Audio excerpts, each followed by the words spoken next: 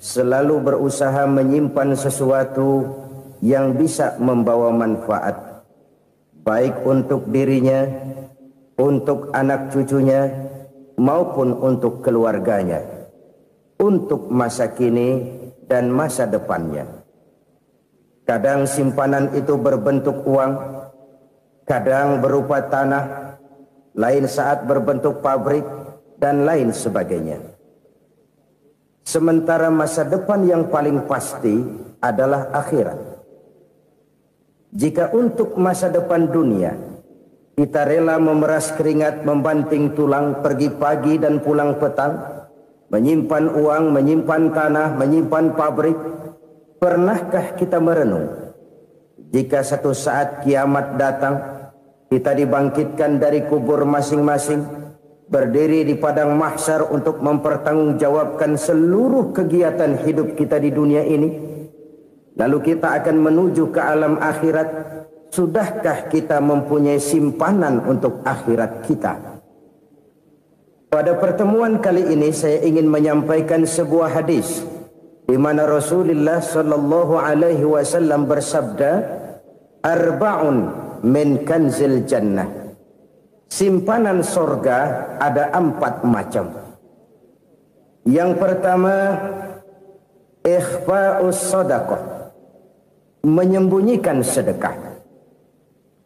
Saudara-saudara kaum muslimin, sebagaimana yang kita maklum bahwa Allah Subhanahu wa taala melebihkan sebagian rezeki dari kita terhadap yang lain. Ada yang kaya, ada yang setengah kaya, ada yang miskin, ada yang setengah miskin, dan selanjutnya. Ada yang gajinya kecil tapi penghasilannya gede. Ada yang penghasilannya gede tapi nggak punya gaji. Ada juga yang memang gajinya gede dan penghasilannya gede. Kelebihan rezeki merupakan sunnatullah dan tidak harus membuat kita merasa lebih dari yang lain. Bahkan sebaliknya, kelebihan itu harus membuat kita ringan tangan untuk menolong mereka yang memang memerlukan pertolongan. Kalau saudara diberikan ilmu, maka pertanyaan akhirat cuma satu: ilmumu kau amalkan untuk apa? Kalau saudara diberikan umur yang panjang, pengadilan akhirat juga bertanya satu: umurmu kau habiskan di mana? Tapi kalau saudara diberikan harta, pengadilan akhirat akan bertanya dua: hartamu kau dapat dari mana? Kau belanjakan kemana? Dari mananya ditanya dan kemananya juga ditanya.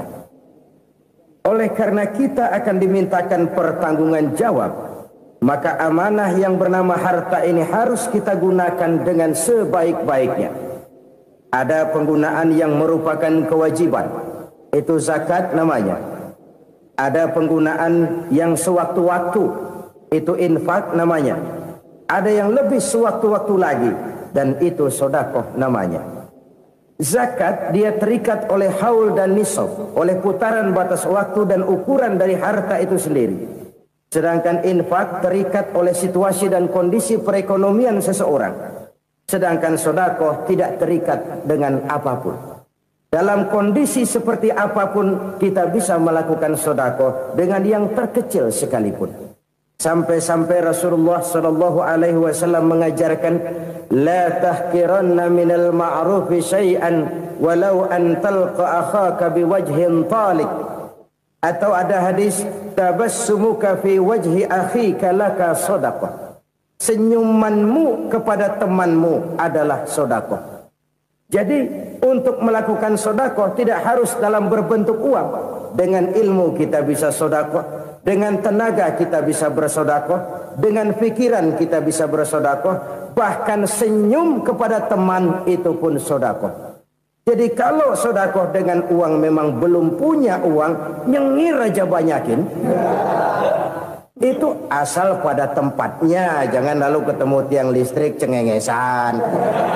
Tentu tidak pada tempatnya dan tidak wajar. Nah, sedekah yang paling dicintai Allah adalah sedekah yang disembunyikan. Artinya, jauh dari sifat riya. Kan kadang-kadang ada orang sedekah itu disebutkan namanya, apa tidak bagus? Kalau memang niatnya ikhlas, ya bagus-bagus saja untuk memberikan sugesti kepada yang lain. Di Fulan bin Fulan nyumbang sekian, diumumkan. Boleh kalau niatnya untuk memberikan rangsangan kepada yang lain supaya dia menyumbang lebih besar dari orang tadi. Tapi kalau itu mendatangkan riya, maka sedekah yang paling dicintai Allah adalah sedekah yang disembunyikan. Tangan kiri saja tidak tahu apa yang diberikan oleh tangan kanan. Sedekah yang dilakukan dengan ikhlas akan merupakan perbendaharaan surga, tersembunyi dari pandangan orang lain, tidak seorang pun tahu. Karena memang sikap yang baik adalah melupakan kebaikan dan mengingat kesalahan. Itu salah satu ciri orang bahagia. Orang yang selalu mengingat kesalahannya dan berusaha melupakan segala kebaikannya. Kalau dia akan berada kebaikan, dia tidak bisa ikut, dia merasa rugi karena dia merasa belum pernah berbuat baik. Tapi kalau akan melakukan kesalahan baru, dia ingat kesalahan yang sudah-sudah, sehingga terhalang baginya untuk melakukan satu kesalahan baru. Demikianlah saudara-saudara, bahwa Allah melebihkan rizki sebagian kita dari yang lain, agar terjadi tolong-menolong dalam kehidupan ini. Jadi kesenjangan yang nature, kesenjangan yang alami, itu sunnatullah. Ada yang kaya, ada yang miskin, ada yang kelas menengah. Nah, kenapa lalu sekarang kita berusaha mengentaskan kemiskinan? Oleh karena adanya kesenjangan struktural. Kalau yang kaya bisa semakin kaya, kenapa yang miskin tidak bisa naik jadi ikut sedikit kaya? Sebab pada dasarnya Islam adalah agama yang sejak turunnya sudah berupaya memerangi kemiskinan. Bahkan dikatakan kemiskinan itu mendekatkan kepada kekufuran. Orang kalau miskin udah dekat banget sama kafir. Gampang menjadi kafir. Berapa banyak saudara-saudara kita yang oleh karena soal perut, oleh karena soal materi, terpaksa meninggalkan dan menanggalkan akidahnya. Menjual petunjuk yang diberikan Allah dengan kesenangan dunia yang cuma sebentar ini. Na'udzubillah, thumma na'udzubillah. Jadi makin kita sembunyikan satu sedekah, semakin banyak perbendaharaan kita di surga. Sedekah yang paling dicintai Allah adalah sedekah yang disembunyikan. Malahan ada seorang sufi, dia punya kebiasaan kalau pergi sholat Jumat dia bawa uang, itu uang dia taruh di bawah tikar masjid. Dia niat sedekah kepada siapa saja yang nemuin itu duit. Maksudnya apa? Supaya yang nemuin nggak tahu siapa yang punya duit. Demikian dia saking ingin menyembunyikan sedekahnya. Karena sifat riya itu bisa memakan amal kita sendiri. Riya itu termasuk menyebut-nyebut kebaikan kita. Orang yang suka nepuk dada, sedikit-sedikit ngitungnya kalau nggak gua. Tuh kalau nggak gua tuh. Tuh yang belas itu kalau nggak gua, kalau nggak gua. Iya kalau nggak lu kenapa emang? Orang yang suka menepuk jasad. Tuh, biasanya memang begitu saudara-saudara. Kalau perang lagi berkecamuk, orang nggak sempat ngaku jadi pahlawan. Tapi begitu perang selesai, yang kagak kenal bedil ngaku pahlawan, mas. Itu sesuatu yang biasa.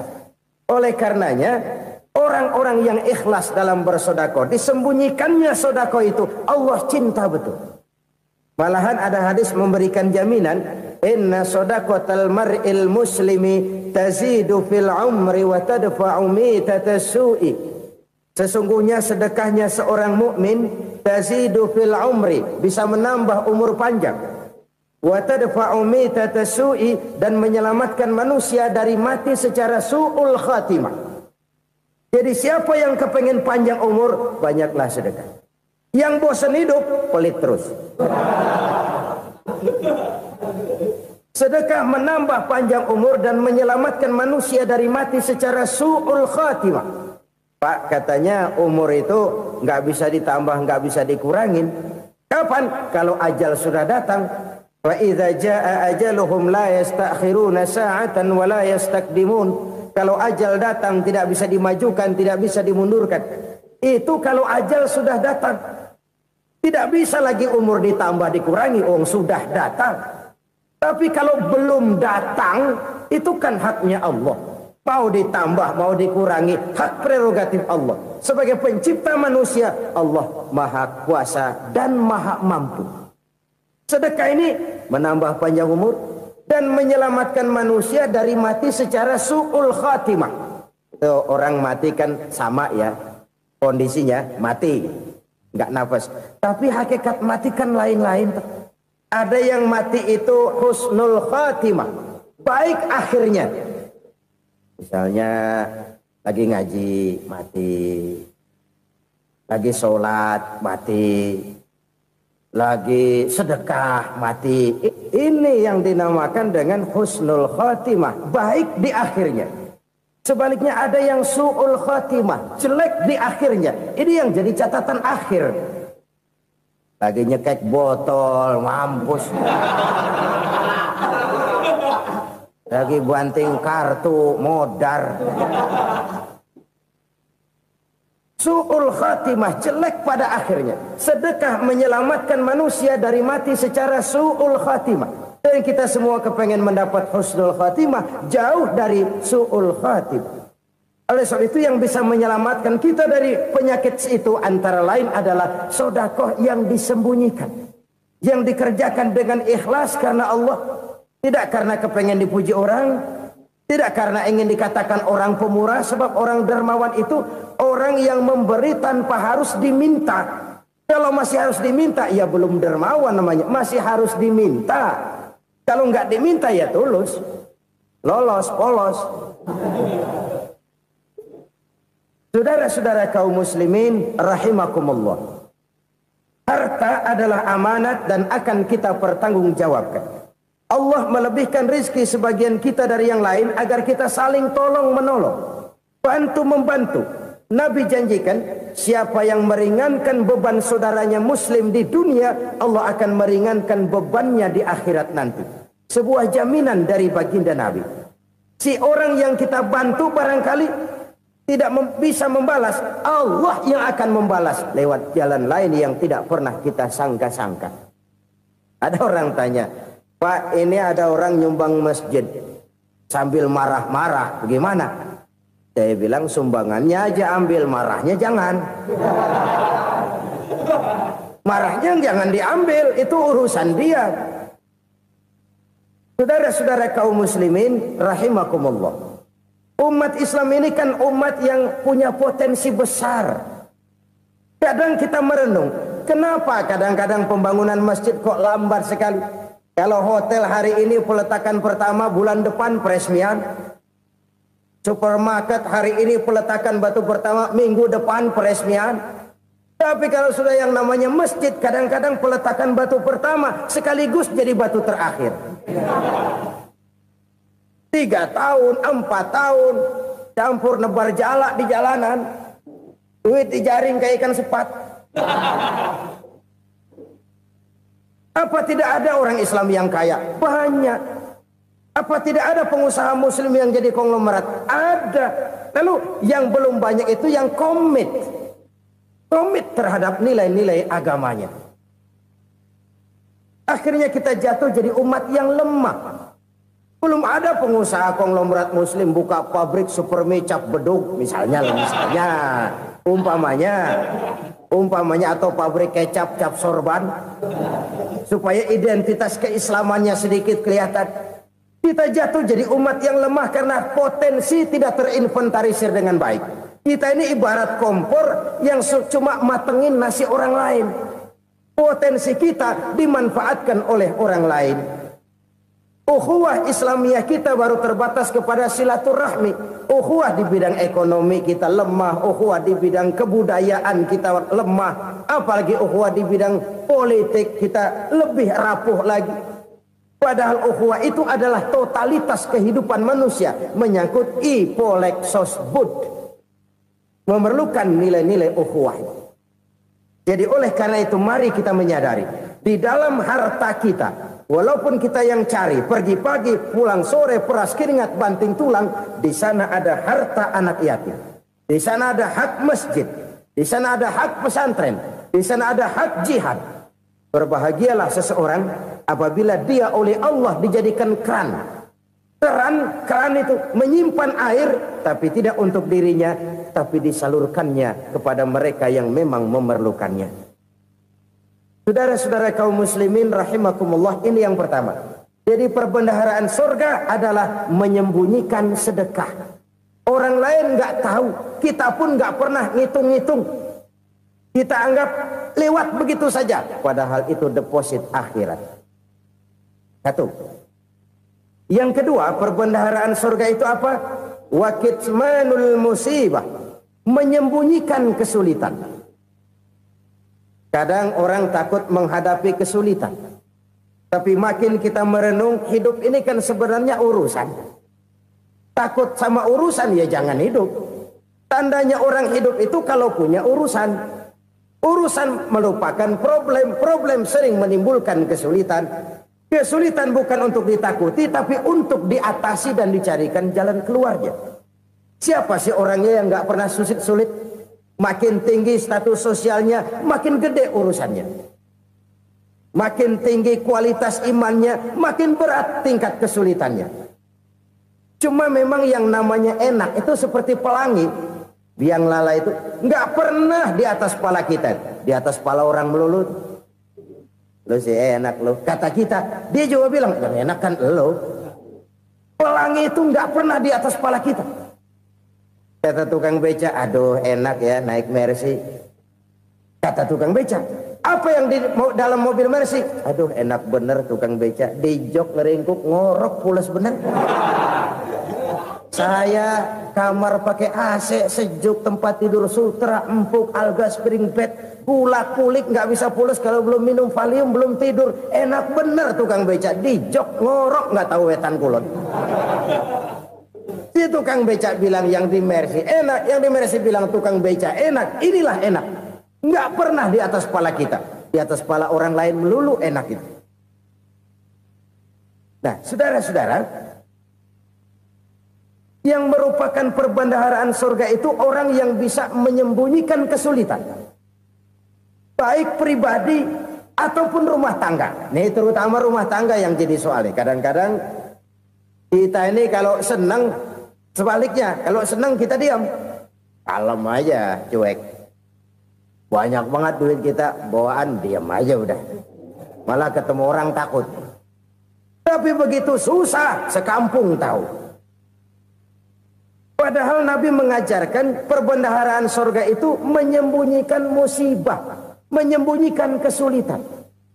Kalau enak, cerita sama orang-orang. Kalau nggak enak, rasain sendiri, tekan sendiri, atasin sendiri. Kita kan sebaliknya. Senang kita diam, asal lagi susah, paling tidak kita nyari teman buat cerita kesusahan. Siapa orangnya yang nggak pernah susah? Cuma soalnya bagaimana kita mengatasi kesusahan itu sendiri. Begitu juga misalnya kalau orang sudah berumah tangga, itu orang tuanya harus menjadi tempat dia cerita yang enak-enak saja. Yang nggak enak rasain berdua, selesaikan berdua, atasin berdua. Jangan dibalik. Asal senang diam, giliran susah saja. Maknya laporan. Terbalik. Bisa menjaga security informasi. Maka nama bayam keluar diam, malah seluitan. Enak amat lo makan daging ayam. Security informasi. Saudara-saudara kaum muslimin rahimakumullah.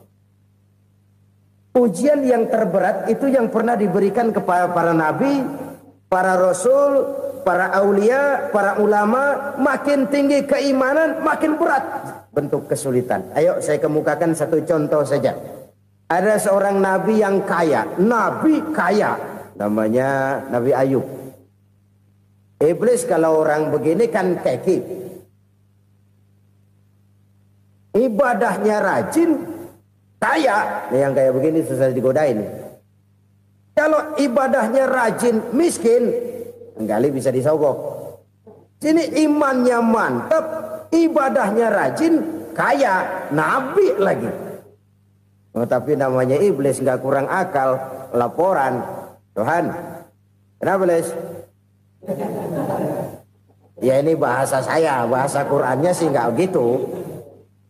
Itu hambamu yang namanya Ayub, dia rajin ibadah cuma karena dikasih kaya aja. Coba kasih miskin dia, berhenti dia sembahyang. Ah, kamu bisa aja. Saya tahu Ayub itu hambaku yang ikhlas. Saya buktiin Tuhan, silahkan. Dibuktiin lah, iblis turun ke alamin. Yang mula-mula dia lakukan, dia rusak sawah ladang Nabi Ayub. Dia binasakan binatang ternak Nabi Ayub. Sehingga dalam waktu singkat, jatuhlah Nabi Ayub dari orang paling kaya jadi orang paling miskin. Beliau masih ibadah di mihrab dalam masjid. Datang iblis.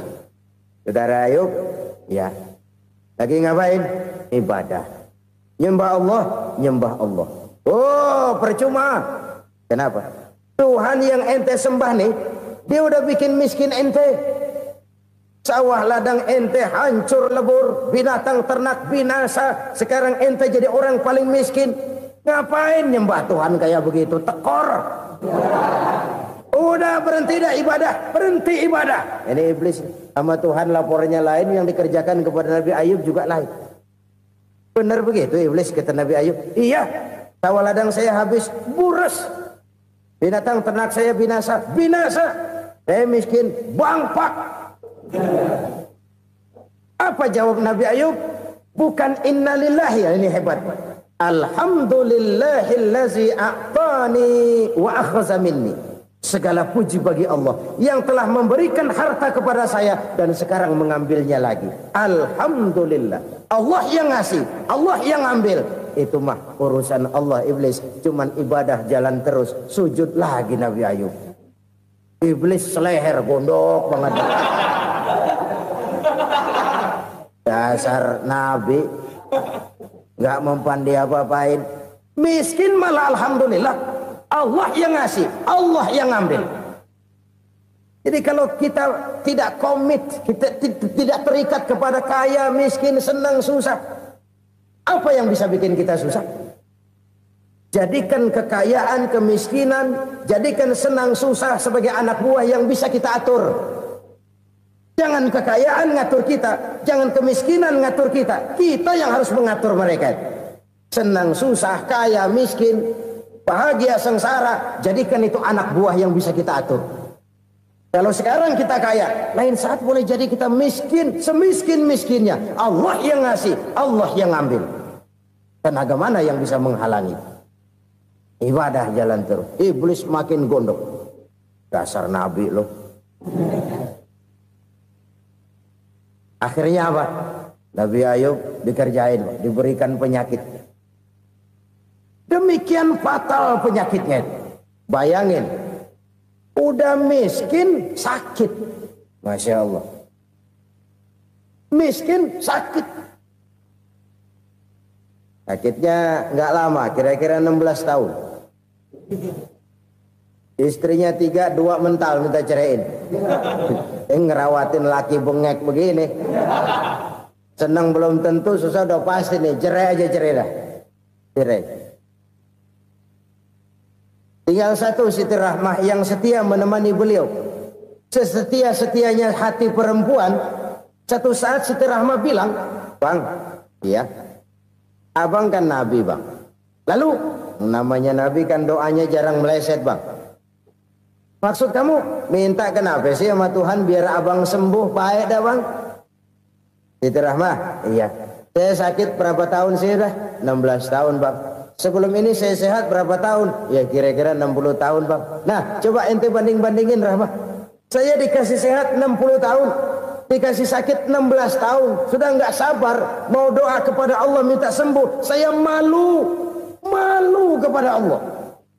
Diuji dengan yang luar biasa seperti ini. Tidak mengganggu stabilitas kehambaannya. Dia tetap menghamba kepada Allah subhanahu wa ta'ala. Saudara-saudara kaum muslimin rahimakumullah. Kunci menghadapi kesulitan itu apa? Allah jelaskan dalam satu ayat, wa basyiris sabirin alladzina iza asabathum musibah qalu inna lillahi wa inna ilaihi raji'un. Gembirakan orang-orang yang sabar. Siapa mereka itu?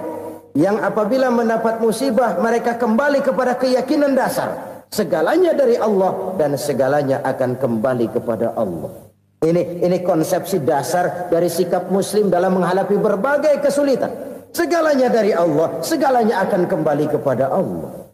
Kalau ini sudah kondisi dasarnya, maka kita akan lapang menghadapi kenyataan bagaimanapun pahitnya. Apakah itu namanya miskin, apakah itu namanya sakit, bahkan maut sekalipun. Maut sekalipun. Segalanya dari Allah, segalanya akan kembali kepada Allah. Ini sikap hidup, bukan sekedar ucapan. Kita kadang-kadang menjadikannya sebagai ucapan. Mulutnya sehingga berhenti, innalillahi wa inna ilaihi rajiun, tapi nangisnya terus gerung-gerungan.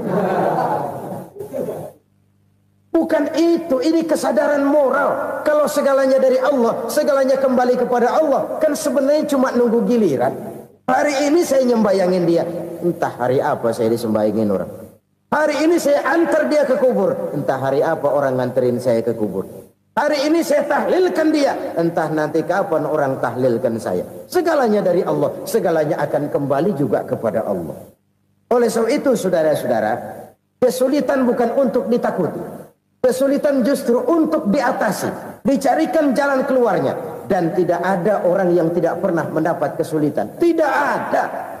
Semakin tinggi status sosial, semakin tinggi kualitas keimanan, semakin besar juga tingkat kesulitan. Hanya saja bagaimana cara kita mengatasinya. Dan Al-Quran menyatakan, inna ma'al usri yusra. Di balik kesulitan itu pasti ada kemudahan. Roda itu berputar. Karena itu Rasulullah sallallahu alaihi wasallam mengingatkan kepada kita, ta'arraf ilallahi firraha ya'rifka fisyiddah. Ingatlah kepada Allah di waktu kamu senang, supaya Allah ingat kepada kamu di waktu kamu susah. Kalau waktu senang kita ingat kepada Allah, kita susah, Allah tidak akan meninggalkan kita. Tapi kalau waktu senang kita jauh dari Allah, sujud tidak sempat, dengan masjid jauh, ketika senang kita lupakan Allah. Nanti begitu kita susah, Allah lupakan kita. Dan itu menyakitkan. Oleh karena itu orang-orang tua kita dulu bilang, kalau lagi sehat ingat-ingat, lu bakal sakit nanti. Kalau lagi kaya ingat-ingat satu saat kita bakal jatuh miskin. Bahkan kalau lagi muda ingat-ingat kita bakal tua. Dan yang terpenting, kalau lagi hidup ingat-ingat kita bakal mati. Saudara-saudara kaum muslimin rahimakumullah. Jadi yang kedua yang merupakan perbendaharaan surga, menyembunyikan musibah. Saudara-saudara kaum muslimin rahimakumullah. Hal ketiga yang merupakan perbendaharaan surga adalah wasilatur rahmi. Orang yang suka bersilaturahmi. Sebagaimana yang kita maklum bahwa manusia adalah makhluk yang disebut zon politika. Makhluk sosial yang tidak mungkin hidup sendiri-sendiri. Betapa dan siapapun kita memerlukan orang lain. Bodoh betul manusia kalau tinggal di tengah masyarakat tapi tidak mau bermasyarakat. Merasa hebat sendiri, pinter sendiri, gagah sendiri, kaya sendiri. Mungkin kalau mati juga ngubur sendiri. Jangankan kita di sini, di sorga saja Nabi Adam waktu sendirian bengong melulu, mondar mandir. Allah tegur dam sepi dam. Ya ini kalau bahasa saya. Iya Tuhan sepi ini nggak ada coret-corekan pisan ini. Diciptakan Siti Hawa baru anteng Nabi Adam. Itu di sorga. Cobalah. Umpamanya saudara tinggal di Jakarta nih. Kayak bener. Apaan aja di Jakarta punya saudara dah. Jembatan Semanggi ambil. Monas, Buntel bawa pulang. Hotel-hotel ambil semua.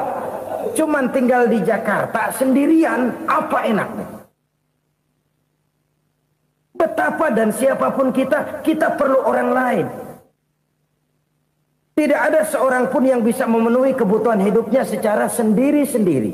Nah, Islam telah menyelamatkan manusia dari ras diskriminasi. Mengikat manusia dengan persaudaraan yang berlandaskan kepada akidah. Karena itu dianjurkan bersilaturahmi. Bahkan Nabi menyatakan, man arada ayyubsata lahu fi rizqihi wa yunsa'a fi atharihi falyasil rahimah.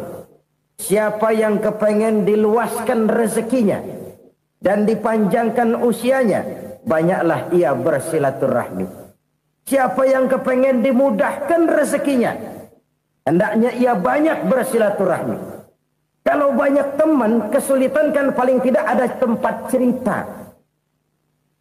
Udah susah, sendirian kita pikirin diri, nggak ada tempat tukar pikiran. Cepet banget sama bengek. Dilawan sendiri.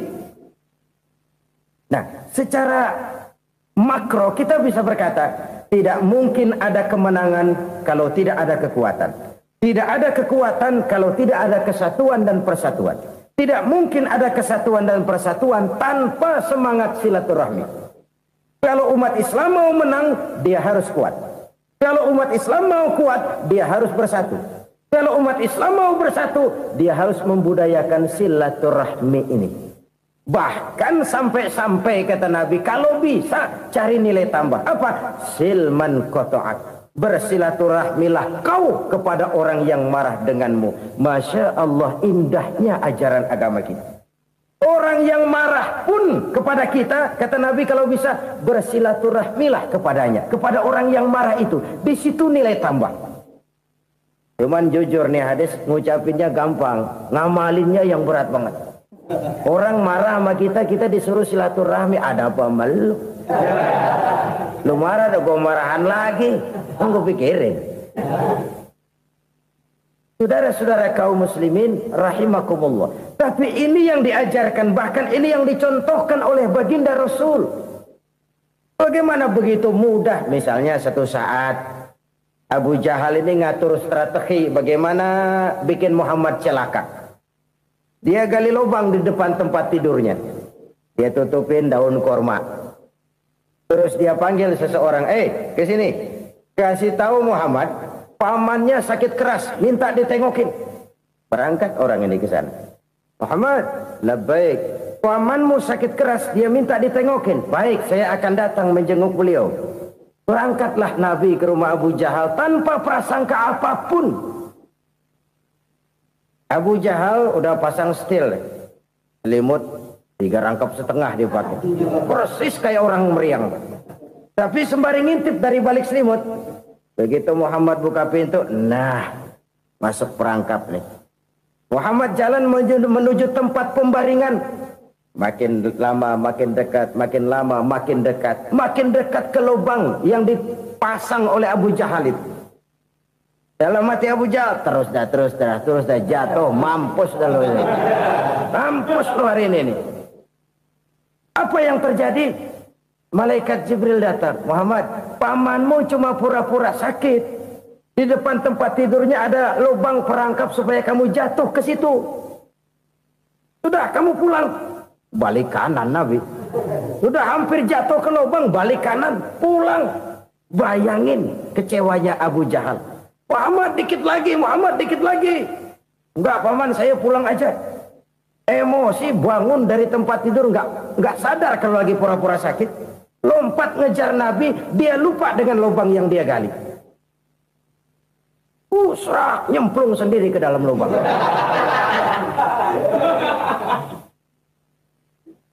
Nabi terus berlalu. Ini terjadi keanehan. Jatuh ke lubang yang dia gali itu sebenarnya nggak terlalu dalam ya, antara 3-4 meteran lah. Tolong saya jatuh ke lubang ini. Datanglah pelayan-pelayannya itu. Angkat saya dari sini. Oh, yang ngulurin tambang. Satu gulung, belum juga nyampe itu tambang. Kurang, beli lagi ke warung. Sambung, ulur lagi, nggak juga bisa sampai. Wah, ini kerjaan Muhammad ini. Tolong, siapa salah seorang kamu ke rumah Muhammad, kasih tahu encangnya kecebur. Minta ditolongin. Sampaikan kepada Rasul. Kenapa? Pamanmu jatuh ke lubang, Muhammad minta tolong diangkatin. Tambang udah nyambung-nyambung nggak nyampe juga. Ya, nanti saya datang, saya tolong. Coba. Nyata-nyata orang berniat jahat mau mencelakakan dia.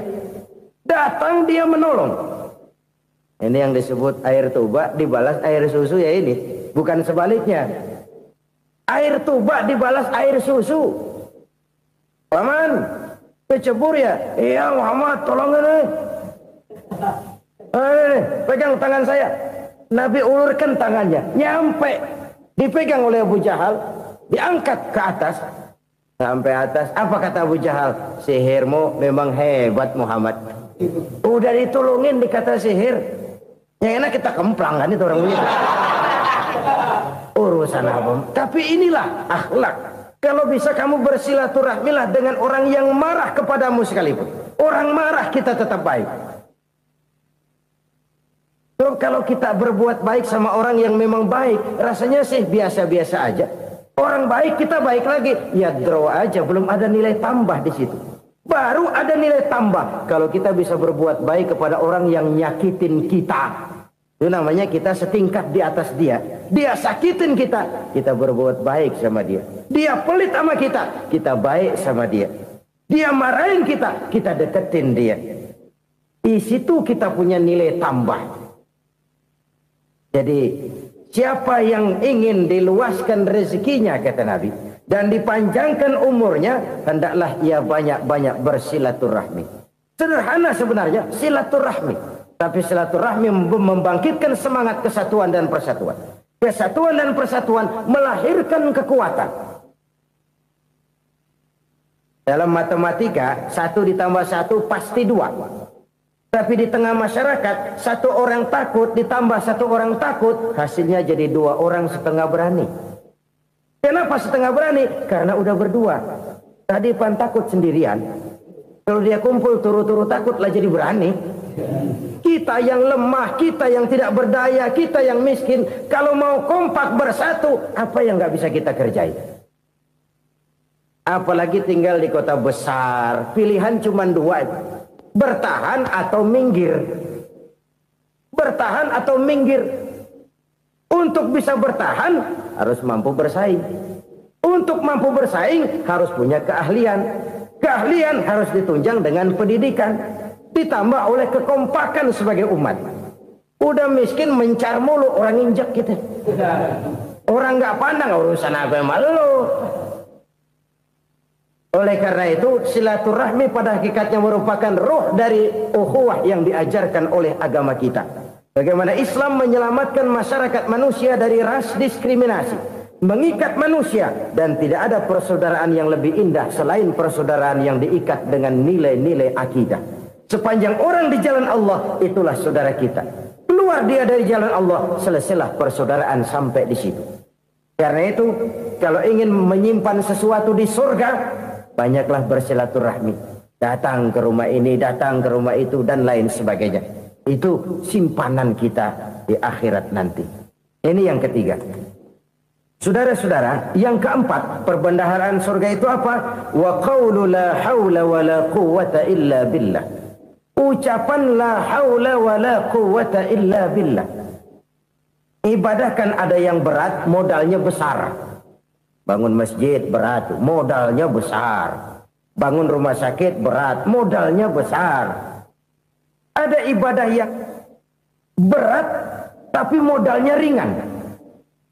Misalnya puasa. Puasa itu berat, mengendalikan nafsu. Kalau sekedar nggak makan, nggak minum sih enteng. Mengendalikan nafsu. Itu jihad terbesar. Tapi kan modalnya ringan, cuma niat saja. Ini ibadah berat, modalnya ringan.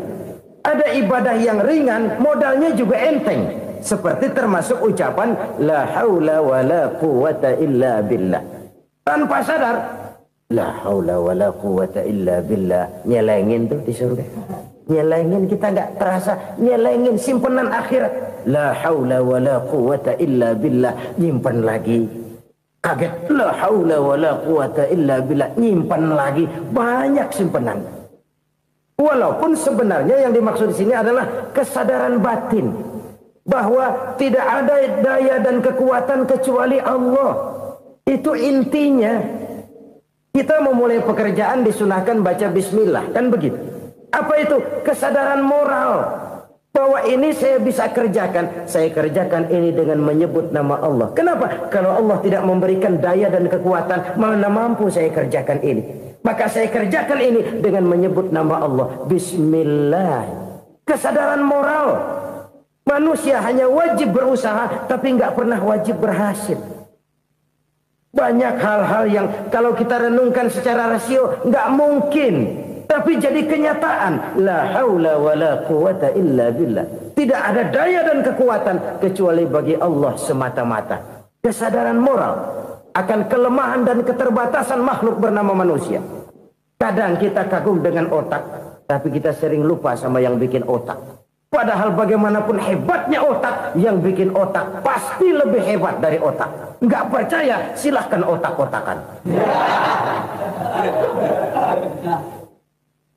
Inilah kecenderungan. Kita kagum dengan pesawat-pesawat mutakhir, bukan main besi gede banget terbang itu. Alangkah hebatnya. Lalu apa yang bikin otak tidak lebih hebat dari itu semua? Kita puji laut. Apa yang bikin laut tidak lebih hebat dari laut itu? La haula wa la quwata illa billah. Tidak ada daya dan kekuatan kecuali Allah. Apa yang bisa kita lakukan? Kalau tidak karena daya dan kemampuan yang diberikan oleh Allah kepada kita. Lahirlah sikap tawadu, rendah hati. Tidak melonjak menjadi angkuh dan sombong. Sadar akan kelemahan dan keterbatasan diri. Sebagai makhluk yang diciptakan oleh Allah Subhanahu wa ta'ala. Jadi satu sisi ini ucapan yang berpahala, la haula, jadi wiridan. Pada sisi lain ini kesadaran moral, sikap mental, kesadaran batin. Bahwa yang punya daya dan kekuatan itu cuma Allah. Kita nggak pantas untuk sombong. Sebab sombong itu pakaiannya Allah. Kita nggak sedang pakai pakaian Allah, kegedean. Dan makin kita renungi, makin terbentur. Apa sih yang bisa kita sombongin? Kita mau sombong apa? Kaya? Pintar? Itu kan semua relatif. Di atas langit masih ada langit lagi. Jadi oleh karenanya, marilah kita menyadari. Manusia hanya wajib berusaha, tapi tidak pernah wajib berhasil. Yang berusaha saja tidak wajib berhasil, apalagi yang tidak berusaha. Islam bukan agama orang pemalas yang selesai sholat lalu endelohom, enggelenggem ayem-ayem. Tapi Islam bukan agama orang sombong yang setelah berusaha lalu tidak memerlukan Allah. Kita bisa saja bikin proyeksi, tahun sekian kita bakal panen besar menurut perhitungan otak. Tapi ada kejadian lain. Apa? Tikus ngambek.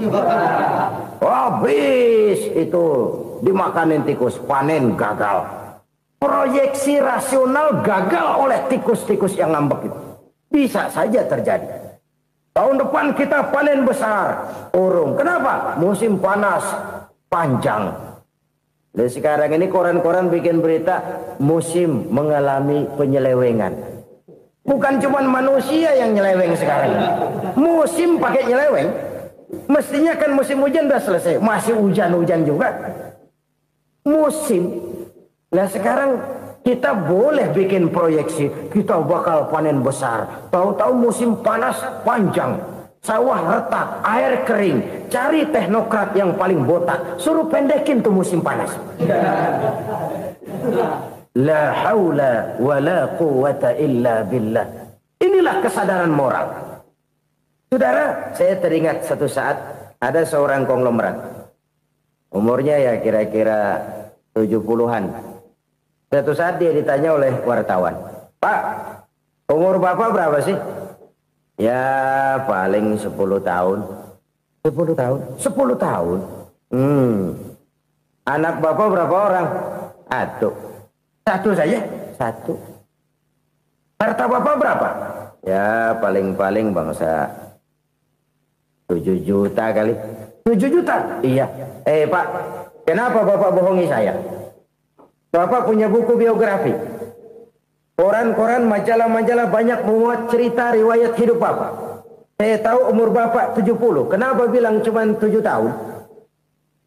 Saya tahu anak Bapak 8. Kenapa cuma bilang 1? Saya tahu harta bapak miliaran, mungkin triliunan, pabrik di mana-mana, bank di mana-mana. Kenapa bilang uang bapak cuma 7 juta? Nah, kata si konglomerat tadi, kamu benar nak, kamu benar. Umur saya kalau jumlahnya memang 70 nak. Cuman ingat-ingat saya, baru 7 tahun terakhir ini saya sujud. Baru 7 tahun terakhir ini saya berusaha dekat dengan Allah. Saya laksanakan perintahnya, saya jauhi larangannya. 7 tahun inilah rasanya yang ada nilainya di hadapan Allah. Yang 63 tahun matong, kelabu, kelem umur gue. Habis untuk maksiat, untuk munkarat. Maka ketika ditanya tadi, umur saya 7 tahun itu. Oh begitu Pak. Oh iya. Lalu anak Pak. Anak bapak kan 8. Kenapa bilang cuma 1? Nah, kalau jumlah hitungannya memang anak saya 8. Tapi dari 8 orang ini rasanya cuma 1 nih. Yang bakal jadi buah hati, belahan jantung. Pelanjut cerita, penerus sejarah. Bakal jadi anak soleh yang akan mendoakan saya. Cuma 1 rasanya anak saya ini yang bakal jadi buah hati saya. Besar-besaran saya. Yang akan mendoakan di kubur saya. Yang akan mendoakan di akhirat saya. Yang 7 orang mana, Masya Allah, yang atu tenggeng, yang atu nyekek botol ngolo, yang atu nggak karu-karuan. Makanya saya bilang 1 anak saya yang akan bisa mendoakan saya. Oh begitu Pak. Iya. Nah harta Pak, harta bapak kan triliunan, pabrik bapak di mana-mana, uang bapak hampir di tiap bank-bank besar. Kenapa bilang cuma 7 juta? Betul kau nak. Harta saya kalau jumlahnya memang miliaran, triliunan mungkin. Tapi yang saya ingat baru 7 juta tuh yang saya belanjakan di jalan Allah. Saya nyumbang masjid, saya santuni yatim piatu, saya bantu pembangunan pesantren, saya bantu pembangunan rumah sakit Islam. Itu yang akan saya bawa pulang ke akhirat, yang 7 juta itu. Yang triliunan itu nanti akan diperebutkan oleh anak-anak saya sebagai waris saya. Jadi harta saya 7 juta itu yang bakal nemenin saya di akhirat. Yang akan saya bawa pulang jadi teman saya. Saudara-saudara kaum muslimin, jangan-jangan orang tua itu adalah kita-kita ini. Jangan-jangan kita-kita ini adalah orang tua itu. Jangan-jangan itu potret dari diri kita masing-masing. Dari sekian umur yang diberikan Allah, berapa tahun yang ada nilainya di hadapan Allah? Dari sekian anak-anak yang merupakan amanah, berapa yang akan mendoakan kita sebagai orang tuanya menjadi anak soleh?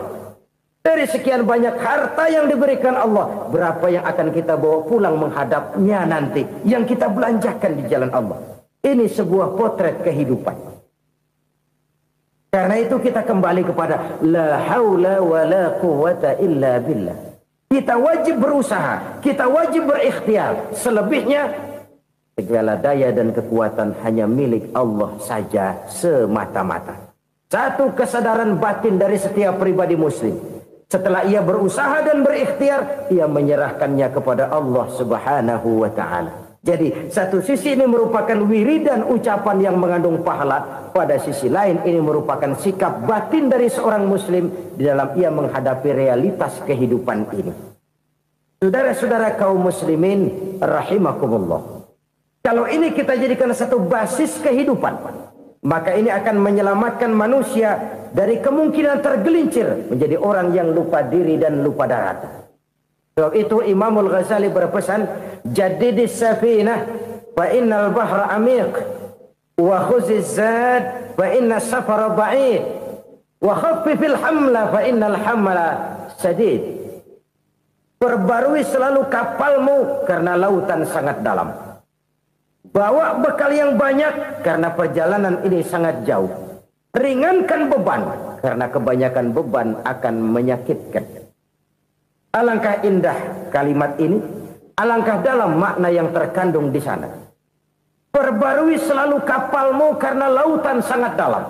Apa artinya ini? Jaga mentalmu baik-baik. Pelihara imanmu baik-baik karena hidup penuh cobaan seperti lautan. Kita kalau berlayar di lautan kan kadang-kadang tenang, angin bertiup sepoi-sepoi basah. Jika malam datang bintang gemintang bertabur menghias cakrawala. Rembulan memantulkan sinarnya dengan indah. Dalam keadaan begitu berlayar enak. Tapi lain saat ombak menggunung, halilintar menyambar, angin topan bertiup. Berapa banyak sudah saudara-saudara kita yang tenggelam di lautan dunia tanpa sadar bahwa dia belum sampai kepada pantai yang akan dituju. Berapa banyak sudah saudara-saudara kita yang tenggelam di lautan dunia ini tanpa sempat bangkit lagi. Dia menyangka sudah sampai kepada tujuannya.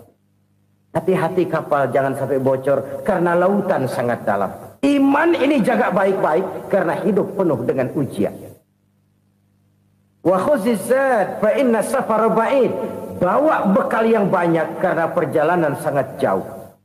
Saudara mau ke Bandung, bawa duit. Saudara mau ke Surabaya, banyakan lagi duitnya.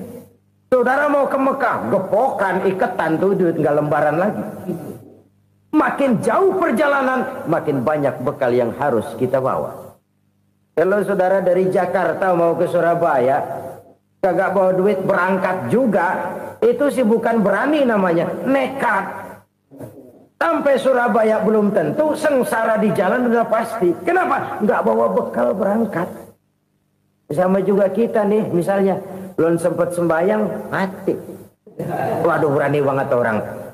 Belum punya bekal, mati. Sengsara di jalan. Atau bekal tidak cukup. Dari Jakarta saudara mau ke Surabaya, bawa duit 500 perak. Paling jauh Cikampek nyampenya itu. Paling jauh itu.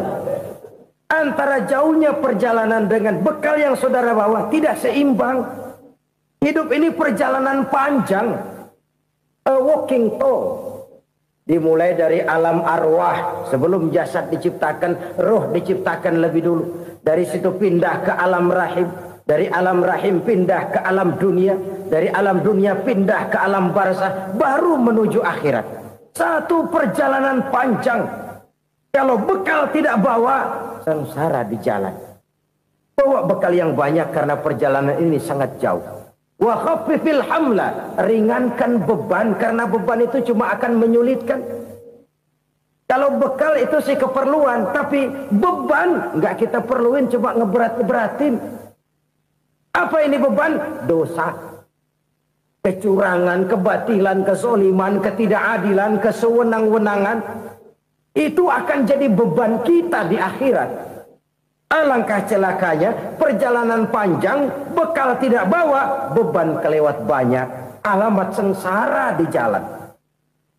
Pahala tidak ada, dosa berlipat ganda. Na'udzubillah, summa na'udzubillah. Kalau kita rangkum nasihat Al-Ghazali dengan kisah si konglomerat tadi, kita akan mengambil kesimpulan. Pertama, bekal terbaik dalam menghadapi gejolak kehidupan ini tidak lain adalah iman. Yang kedua, pahala dan dosa. Dua hal kontroversial.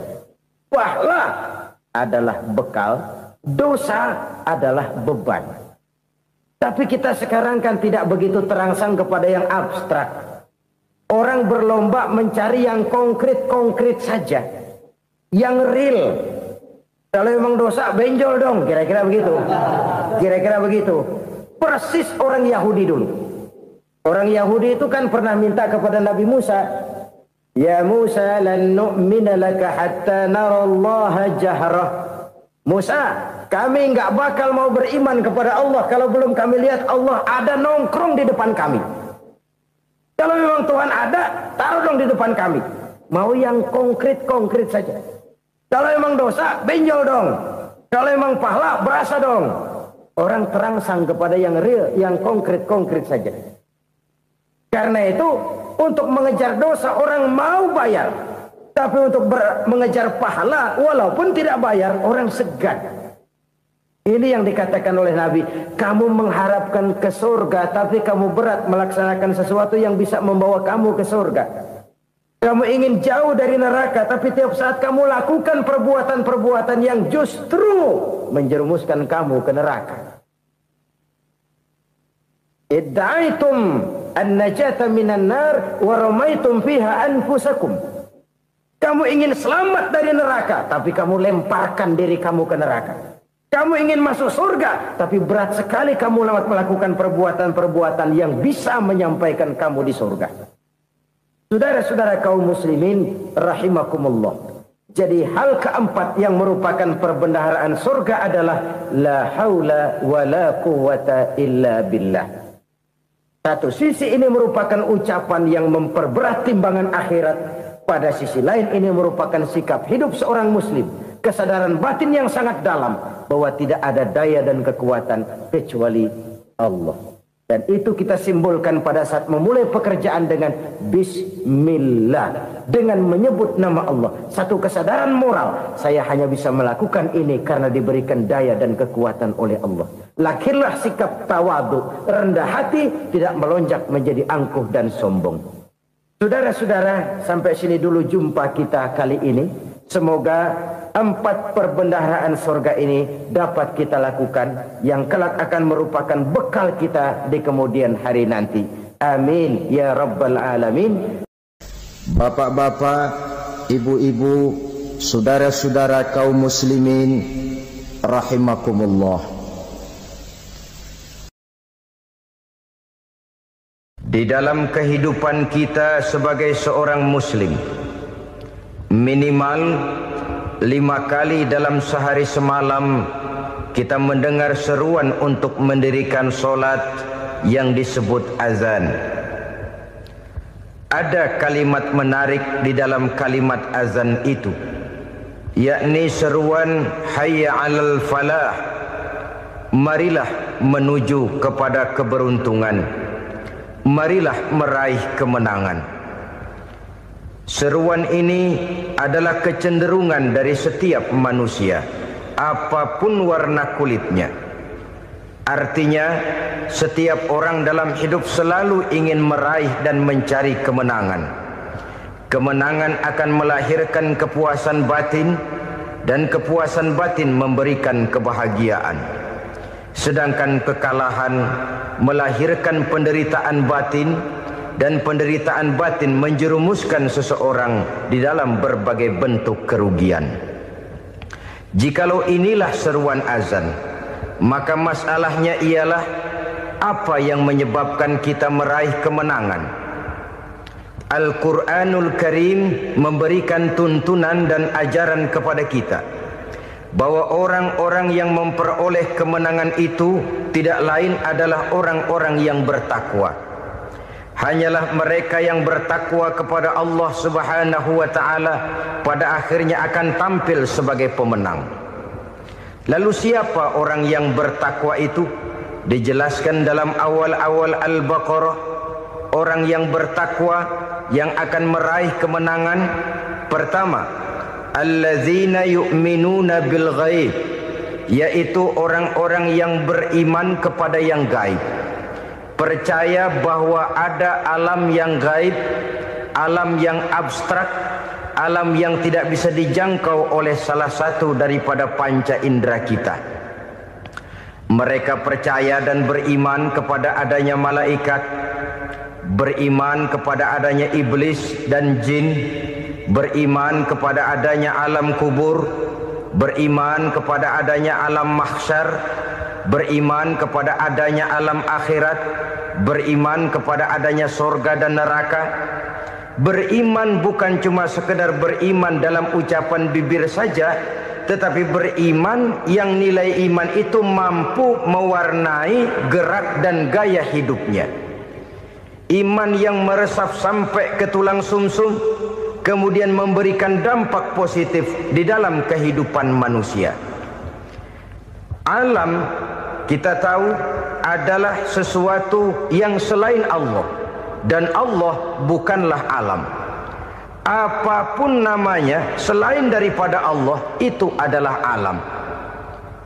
Alam pada hakikatnya terbagi menjadi 2. Ada alam syahadah, alam nyata, alam konkret, alam yang bisa dijangkau oleh salah satu indera kita. Kemudian ada alam ghaib, alam yang tidak bisa dijangkau oleh panca indera kita, alam metafisika, alam abstrak, alam yang wajib kita imani keberadaannya. Kita percaya bahwa malaikat itu ada, Kita percaya kepada jin, bahwa jin itu ada. Kita percaya kepada adanya iblis dan setan. Bukan percaya kepada iblis dan setannya, percaya bahwa iblis dan setan itu ada. Itu termasuk salah satu daripada sifat orang yang bertakwa kepada Allah. Saudara-saudara kaum muslimin rahimakumullah, kecenderungan pembangunan yang lebih bersifat materialistis biasanya menggeser aspek kehidupan rohani. Orang berpikir empiri, dan dalam pola pikir yang demikian maka alam gaib tidak lagi mendapat perhatian. Aspek kehidupan yang bersifat rohaniah malah mulai ditinggalkan. Akibatnya terjadilah kepincangan di dalam kehidupan kita. Pernah ada satu pengalaman pribadi dalam perjalanan kembali ke tanah air. Dalam pesawat di sebelah kanan saya duduklah seorang Jerman namanya Heiner Simonsen. Iseng saya ajak kenalan, saya ajak ngobrol, saya tanya dia. Saya bilang, Mas Heiner ini, kalau pesawat yang kita tumpangi ini jatuh ke bawah, kira-kira apa yang bakal terjadi, Mas? Dia bilang, kita semua akan mati. Begitu? Iya. Oke. Apa itu mati? Tanya saya. Dia bilang, untuk tahu apa itu mati, kita harus tahu lebih dahulu apa itu hidup. Saya pikir nih bule bisa ngomong juga. Baiklah kata saya. Apa hidup menurut Anda itu? Oh, hidup itu dia bilang, kalau seluruh anggota badan kita bekerja secara normal, paru-paru memompa darah secara normal, jantung berdetak secara normal, sel-sel tubuh bekerja secara fit, dan organisme tubuh hanya mau bekerja secara normal, dia bilang, kalau kita memberi makan yang cukup, menu yang teratur, dan gizi yang lengkap. Saya bilang, kesimpulannya apa, Ner? Dia jawab, hidup adalah dari tangan ke mulut. Life is from the hand to the mouth, kata dia. Hidup adalah dari tangan ke mulut. Jadi masalah hidup tidak lebih daripada masalah isi perut. Orang pergi pagi, pulang sore, peras keringat, banting tulang, perut yang dibelain. Saya bilang, you are wrong. Sampean salah, Ner. Kamu orang Islam bukan? Bukan. Pantas. Kenapa saya salah? Dia bilang, ya jelas salah. Salahnya di mana? Kamu ini manusia. Kalau hidup cuma dari tangan ke mulut, saya bilang, kambing di kampung saya juga begitu pikirannya, Ner. Itu kambing di kampung saya, asal perutnya kenyang, sudah hidup dia. Perkara besok bagaimana, lusa prospeknya macam mana, bulan depan ada apa, kambing nggak pernah mikir. Di kampung saya kambing juga pikirannya begitu. Kamu Kristen ya? Tadinya. Loh kok tadinya, lalu apa sekarang kamu ini? Dia bilang, sekarang saya netral. Saya tidak beragama, tapi saya percaya kepada Tuhan sebagai pencipta alam. Saya ingat benar dia bilang, I haven't any religious, but I believe to God as the creator of the world. Kenapa bisa netral begitu, Ner? Habis saya bingung katanya. Islam bilang Islam baik, Kristen bilang Kristen baik, Hindu Buddha bilang Hindu Buddha baik, semua agama baik. Saya netral sekalian, nggak beragama. Yang penting saya percaya kepada Tuhan. Saya bilang, Ner, kamu ini kayak orang mau beli celana, lalu bingung. Yang satu bilang Levi's bagus, yang satu bilang Blue Jean hebat, yang satu bilang Wool England hebat. Celana ini hebat, celana itu bagus, celana ini hebat. Semua celana bagus, kamu bingung. Akhirnya netral, tidak pakai celana. Itu juga salah. Saya pikir-pikir, kemudian saya melihat bahwa dua pola berpikir Heiner ini nampaknya sudah mulai menggejala di lingkungan masyarakat bangsa kita. Disadari atau tidak, secara jujur kita harus berkata, dua pola pemikiran Heiner ini mulai berkembang di tengah masyarakat bangsa kita. Pertama, pola pikir materialisme. Hidup adalah dari tangan ke mulut. Masalah hidup tidak lebih masalah isi perut. Itu yang perlu dibela, dan disitulah arti kehidupan. Pergi pagi, pulang sore, peras keringat, banting tulang untuk mempertahankan perut. Kalau sudah kemari cara orang berpikir, maka buat apa percaya kepada yang gaib? Untuk apa sholat? Untuk apa puasa? Untuk apa zakat? Untuk apa menghadiri majelis taklim? Tanpa kepercayaan kepada yang gaib, hidup berjalan menurut alur empiris dan materialis. Kalau sudah ke sana cara orang berpikir, biasanya orang lalu cenderung menghalalkan segala cara. Hanyalah orang yang percaya bahwa akhirat ada. Hanyalah orang yang percaya bahwa alam kubur itu ada. Hanyalah orang yang percaya bahwa malaikat itu ada, hidupnya akan lebih terarah dan terkendali. Karena kepercayaan kepada yang gaib, yang merupakan fase daripada kehidupan setelah hidup yang sekarang ini, mewarnai gerak pribadi seseorang di dalam dia melakukan kegiatan hidupnya. Pola berpikir materialisme, disadari atau tidak, mulai menggejala di lingkungan masyarakat bangsa kita. Hidup tidak lebih dari urusan tangan ke mulut, mulut ke tangan, tangan ke mulut. Asal perut sudah kenyang, hiduplah sudah. Perkara bagaimana prospek hari yang akan datang, bagaimana akhirat, tidak jadi persoalan. Ini yang oleh Nabi diperingatkan, ad-dunya sijnul mu'min wa jannatul kafir. Dunia adalah penjara bagi orang beriman dan surga bagi orang kafir. Dulu di zaman Belanda hadis ini pernah disalah tafsirkan, disalah artikan, digunakan sebagai senjata untuk mengkebiri dan membuat impoten umat Islam. Sudahlah, umat Islam gak usah macam-macam, kata Belanda. Dunia ini kan penjara buat orang Islam, surga buat orang kafir. Di penjara jangan bertingkah.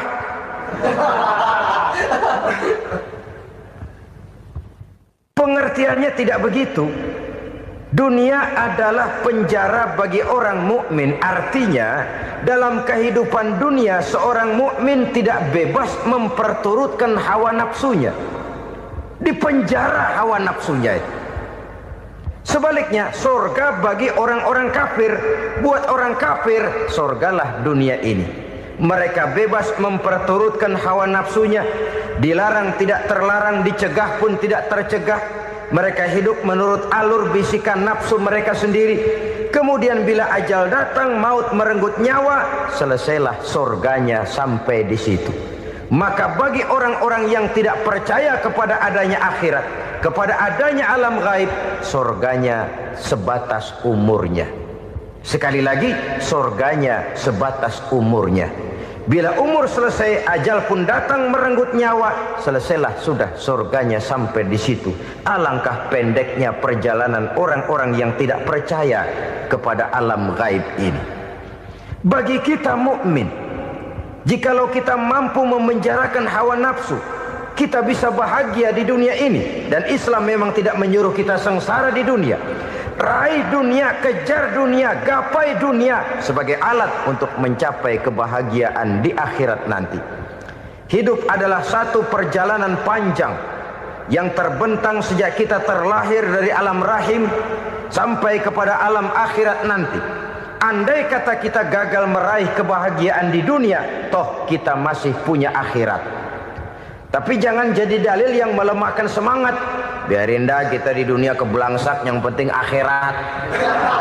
Akhirnya dunia benar-benar kebelangsak. Bagaimana dunia ini bisa kita raih, dan bagaimana meraih dunia untuk menunjang kepentingan akhirat nanti. Yang kedua, dari pikiran Heiner yang saya lihat menggejala di lingkungan masyarakat bangsa kita, timbulnya manusia-manusia netral. Seolah-olah Tuhan yes, agama no. Sama Tuhan percaya, agama ogah. Tuhan ngangguk, giliran agama godeng. Padahal hampir dalam setiap ayat dalam Quran, kata-kata amanu biasanya bergandeng dengan wa amilus shalihat. iman dan amal soleh. Ini sebagai isyarat Tuhan dan agama jangan pernah dipisah-pisah. Apabila kita bertuhan, maka kita harus beragama. Apabila kita beragama, maka agama itu harus bersumberkan dari Tuhan yang kita imani itu. Tidak mungkin kita pisah, Tuhan yes, agama no. Sama Tuhan percaya tapi agama bikin sendiri. Sembayangnya cukup bengong 2 jam madep ngulon.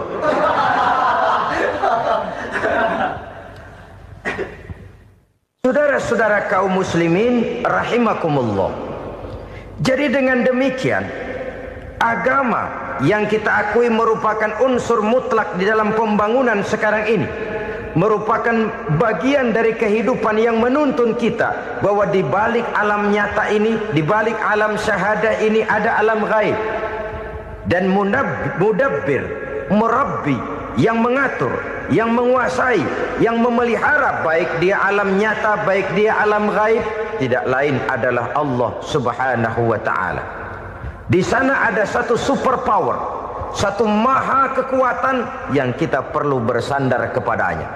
Sebagai makhluk nyata yang hidup di alam nyata, berbuatlah secara nyata sebagaimana harusnya kita berbuat. Karena Islam jelas bukan agamanya orang pemalas. Islam jelas bukan agamanya orang yang mengajarkan setelah selesai sholat boleh duduk, nggelenggem ayam-ayam, ndelohom, menghitung bintang di langit sambil menunggu keajaiban. Tidak. Islam adalah agama yang mengajarkan apabila sholat sudah selesai kamu kerjakan, bertebaranlah di permukaan bumi, cari karunia Tuhanmu. Jangan hidup berpangku tangan menunggu keajaiban. Karena hidup bukan undian. Jangan berharap untung besar tanpa mau peras keringat.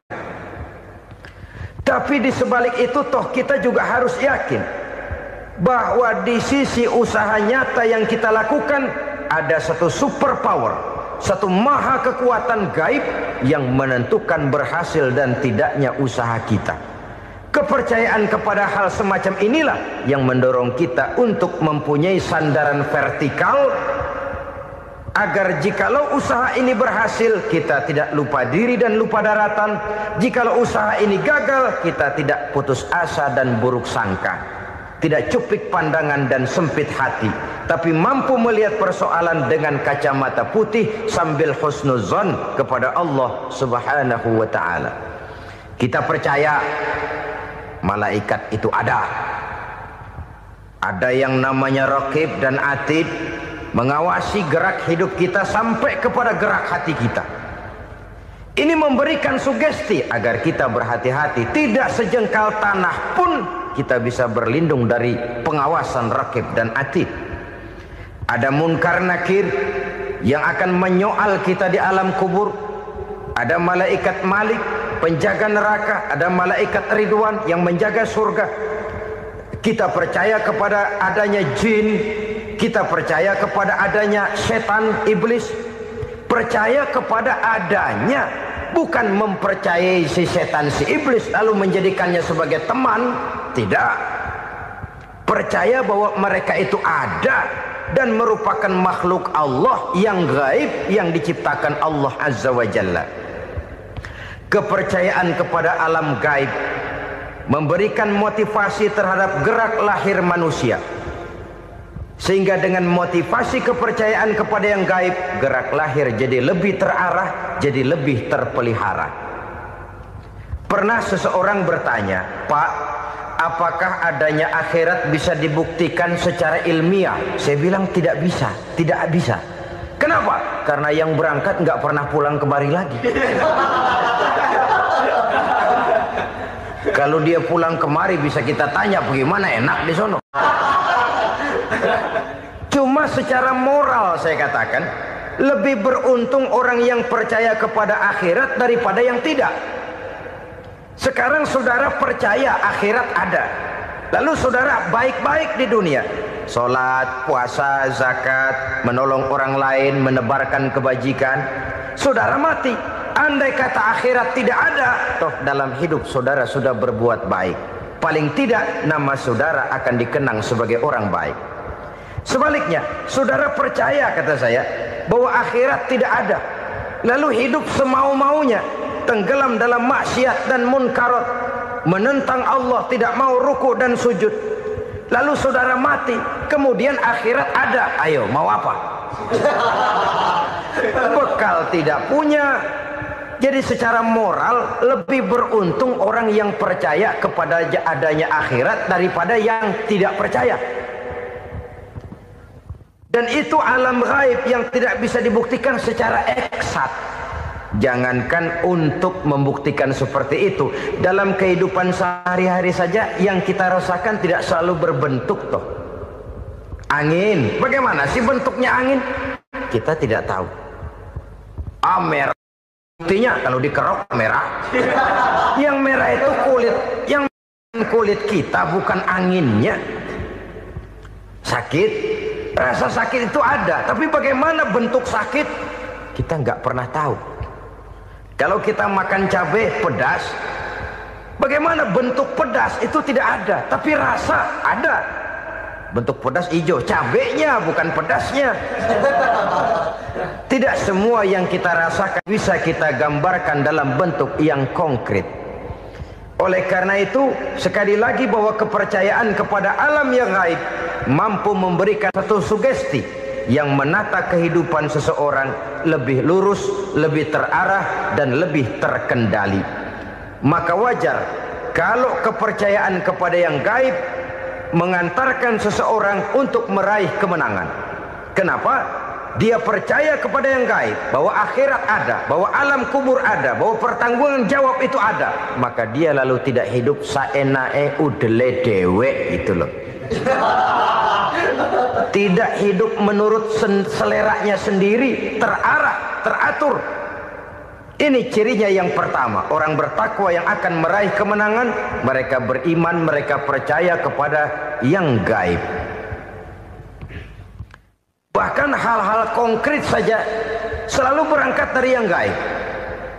Saudara-saudara, para remaja, para pemuda sekarang ini tidak pernah tahu toh siapa yang akan jadi teman hidup saudara. Kita bisa saja ngerancang, mentargetkan, tapi toh akhirnya yang namanya jodoh bukan kekuasaan kita. Rezeki di luar kemampuan kita. Begitu juga ajal. Maut, jodoh, ajal adalah contoh-contoh konkret bahwa pada akhirnya yang gaiblah yang menentukan. Bertahun-tahun ngelancong, emang jodoh seret, nggak jadi.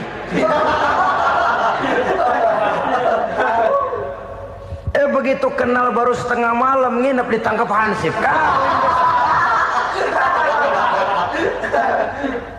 Hal-hal semacam itu kadang-kadang kita berpikir suuzon, gile, perempuannya cakep banget, lakinya rebek amat. Memang begitulah jodohnya. Memang begitulah jodohnya. Saudara hadirin ma'asyiral muslimin yang saya hormati, jadi hal-hal yang konkret saja kita yakini sepenuhnya ditentukan oleh satu superpower yang gaib itu tadi. Dari sanalah segala ketentuan itu berangkat dan kesanalah segalanya akan kembali. Maka kepercayaan kepada yang gaib meluruskan gerak hidup seseorang dan itu akan mengantarkan dia kepada meraih kemenangan. Satu. Yang kedua, wa yuqimuna shalah. Orang bertakwa yang akan meraih kemenangan itu adalah orang-orang yang mendirikan sholat. Kenapa sholat mengantarkan orang untuk meraih kemenangan? Yang jelas, inna sholata tanha anil fahsya'i wal munkar. Sholat mampu mencegah manusia dari perbuatan keji dan munkar. Banyak filsafat hidup yang terkandung di dalam sholat ini. Sejak kita wudhu sampai kita menghadap ke arah kiblat, sampai kita melakukan gerak-gerak sholat, bacaan-bacaan yang ada di dalam sholat, lalu sampai kepada mengucapkan salam. Banyak filsafat hidup yang terkandung di dalam sholat. Umpamanya saja, setelah takbiratul ihram mulai kita dengan sholat dalam posisi berdiri, diajarkan dalam kitab-kitab fikih agar kita melihat ke arah tempat sujud. Ini kan filsafat kehidupan. Kalau kamu sholat dalam posisi berdiri, lihat tempat sujud. Jangan sholat mata jelalatan, sebab nanti bisa mengurangi kekhusyuan. Jadi wajar kalau yang dikatakan bahwa yang paling afdol adalah shaf yang di depan. Kenapa? Secara harfiah pengertiannya akan lebih mengundang kekhusyuan. Kenapa? Kalau kita di shaf paling depan di masjid umpamanya paling banter kita lihat tembok. Tapi kalau kita shaf di tengah atau di belakang, orang-orang di depan kita pun akan kelihatan. Yang bajunya loreng, yang bajunya genggang, yang bajunya macam-macam. Kita lihat, kadang-kadang kita pikirin, ada yang bajunya bolong. Kita sholat tapi dalam hati, nih orang bajunya robek yang nggak tahu apa. Ada saja hal-hal yang mengusik kekhusyuan kita. Oleh sebab itu diajarkan dalam posisi berdiri, lihat, arahkan pandangan matamu kepada tempat sujud. Ini kan filsafat kehidupan. Maksudnya apa? Kalau lagi diri lihat dong tempat sujud. Kalau udah di atas ingat dong sama yang bawah. Kalau sudah tinggi ingat dong dari mana kamu berangkat. Kalau sudah berkuasa bantu dong yang lemah. Kalau sudah kaya santuni dong yang miskin. Kalau sudah alim bimbing dong yang awam. Ini filsafat kehidupan. Dalam posisi berdiri kau lihat tempat sujud. Ini akan melahirkan kepekaan sosial di mana seseorang mau tahu kepada orang lainnya. Bagaimanapun kaya kita, tinggi pangkat dan jabatan kita, jikalau hidup hanya untuk kepentingan perut sendiri saja, rasanya belum membawa manfaat di dalam kehidupan kita. Tapi efek yang tertinggi sesungguhnya, sholat mencegah manusia dari perbuatan keji dan munkar. Perbuatan keji dan munkar walaupun kelihatannya mendatangkan uang, membawa keuntungan, tapi itu keuntungan semu, keuntungan sementara. Dengan menipu orang lain kita bisa dapat untung, tapi tidak membawa berkah. Dan itu adalah kerugian besar dalam kehidupan kita. Maka untuk meraih kemenangan harus dimulai dengan membentuk kepribadian yang tegar, memiliki sandaran vertikal yang langsung kepada Allah Subhanahu wa ta'ala. Dan itu hanya bisa kita tempuh melalui jalur ibadah formal yang sudah ditentukan Allah, yakni sholat yang 5 waktu. Untuk memperkuat itu ada sholat-sholat sunnah, rawatib, nawafil sebagai terminal-terminal kontrol cadangan untuk memelihara stabilitas temperatur batin di dalam kita berhubungan dengan zat yang maha gaib, yaitu Allah Subhanahu wa ta'ala. Orang sering bertanya, Pak, itu tetangga saya nggak sholat, duitnya nggak habis-habis, Pak. Nggak sholat tapi mobilnya tambah terus. Nggak sholat tapi usahanya makin maju. Tapi di sisi lain ada orang yang rajin sholat, rezekinya butak bener. Anaknya mana kurus, mana korengan. Saudara hadirin ma'asyiral muslimin rahimakumullah. Harus saya katakan bahwa sholat memang bukan untuk cari duit. Sholat adalah sandaran vertikal kita kepada Allah. Sedangkan soal rezeki itu berkaitan dengan sifat Allah maha pengasih dan maha penyayang. Allah maha pengasih, siapapun dikasih kalau mau usaha. Allah maha penyayang, tidak semua orang disayang oleh Allah Azza wa Jalla. Dan belum tentu banyak harta itu merupakan nikmat. Mungkin juga istidraj. Artinya istidraj itu dikasih tapi diambulin, kalau bahasa Betawinya itu. Dikasih tapi diambulin, itu bukan merupakan nikmat sesungguhnya, lebih merupakan azab dari Allah Subhanahu wa ta'ala.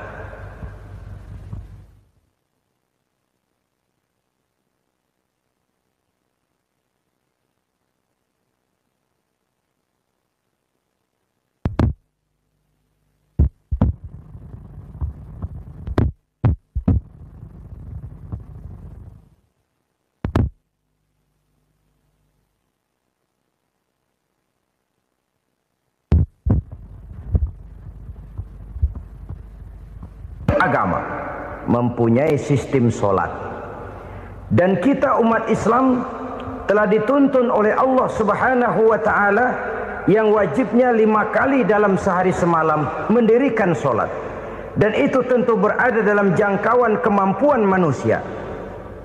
Pada awalnya barangkali kita memang merasa solat itu satu kewajiban, tapi semakin kita hayati makna, manfaat dan filsafat yang terkandung di dalam ajaran solat, semakin sampai kita kepada keyakinan bahwa solat adalah keperluan kita. Sehingga pada waktu tertentu dinilai puncaknya, kita tidak lagi akan berkata saya wajib solat, tapi kita akan berkata saya perlu solat. Kalau kita sudah merasakan itu adalah keperluan kita, nah di sanalah kita baru akan merasakan ruginya kalau hal itu tidak kita laksanakan. Sepanjang kita masih berkata saya wajib solat, kita akan lebih merasakan dia sebagai beban ketimbang sebagai keperluan. Yang jelas Allah tidak memerlukan ibadah yang kita laksanakan ini. Dengan kata lain,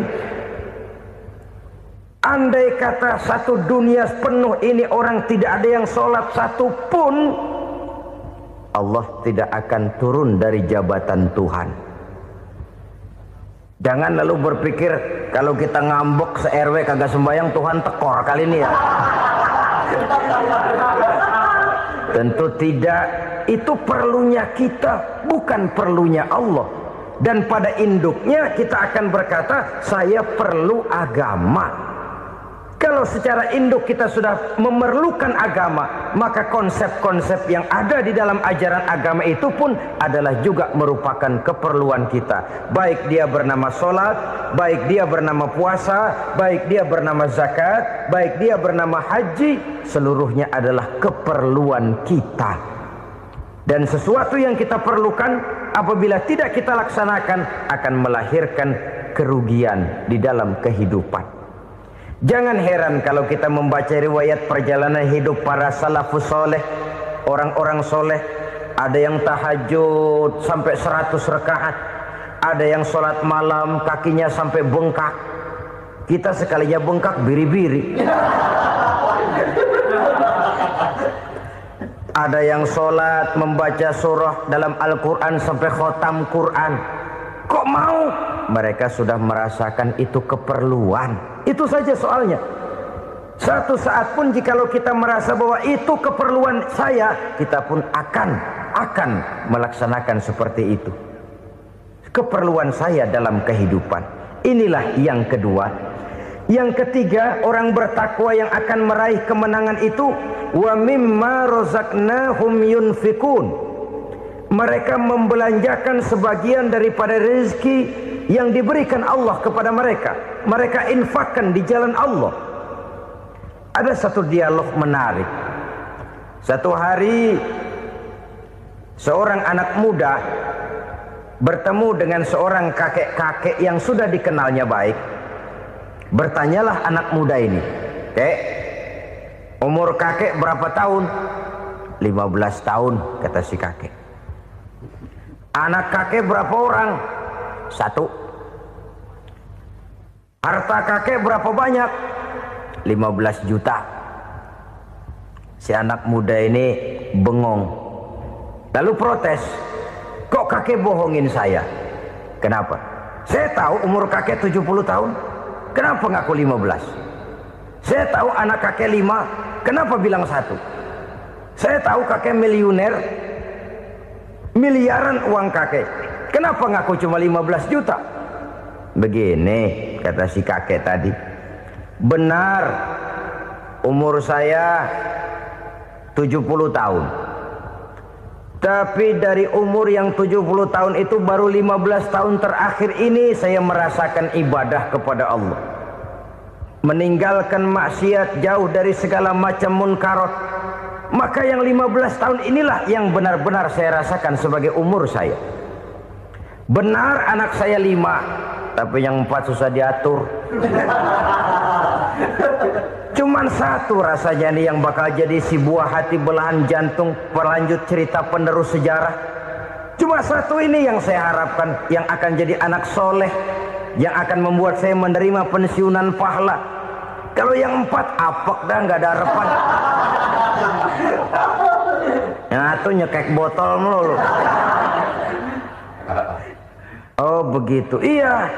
Lalu kenapa kakek bilang harta kakek cuma 15 juta padahal saya tahu kakek uangnya miliaran, depositonya banyak? Ya karena 15 juta itulah yang saya ingat yang pernah saya belanjakan di jalan Allah.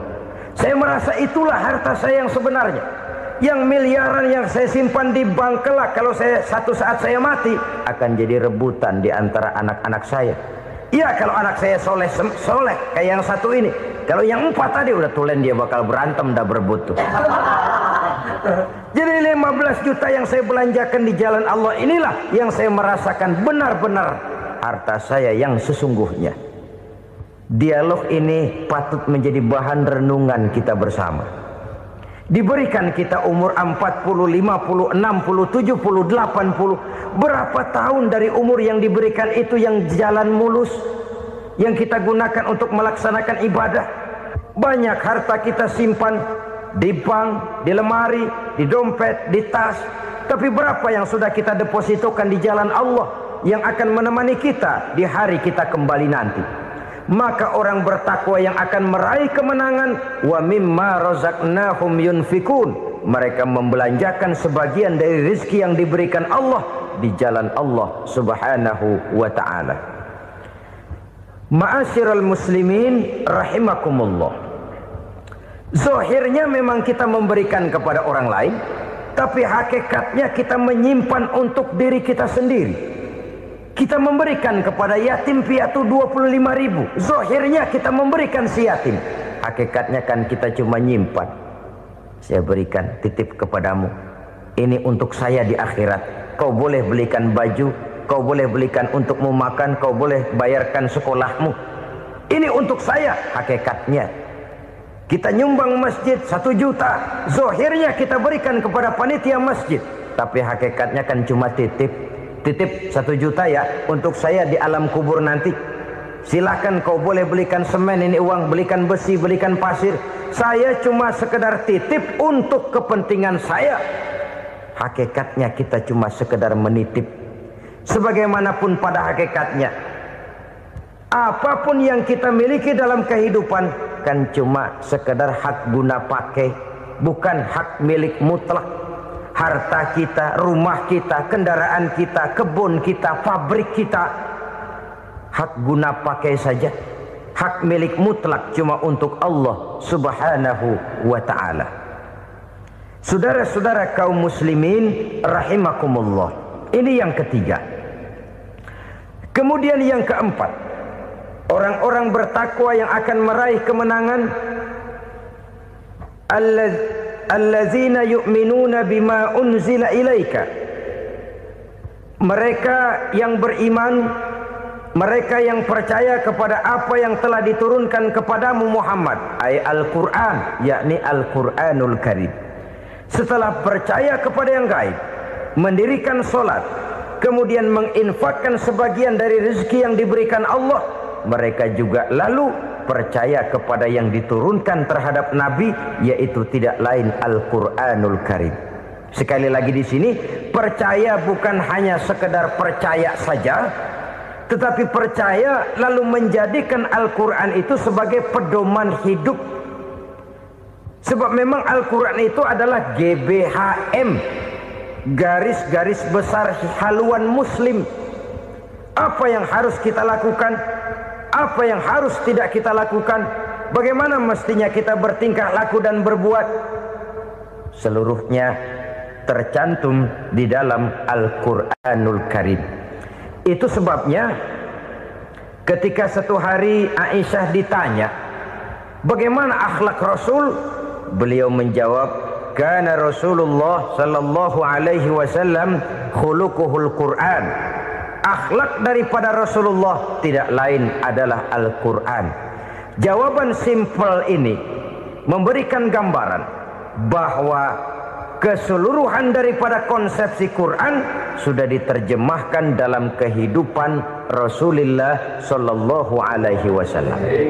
Karena kita tahu akhlak adalah keseluruhan dari gerak hidup manusia. Sejak ia berpribadi, berumah tangga, bertetangga, bermasyarakat, sampai kepada berbangsa dan bernegara, Al-Quran tetap memberikan sentuhan nilainya.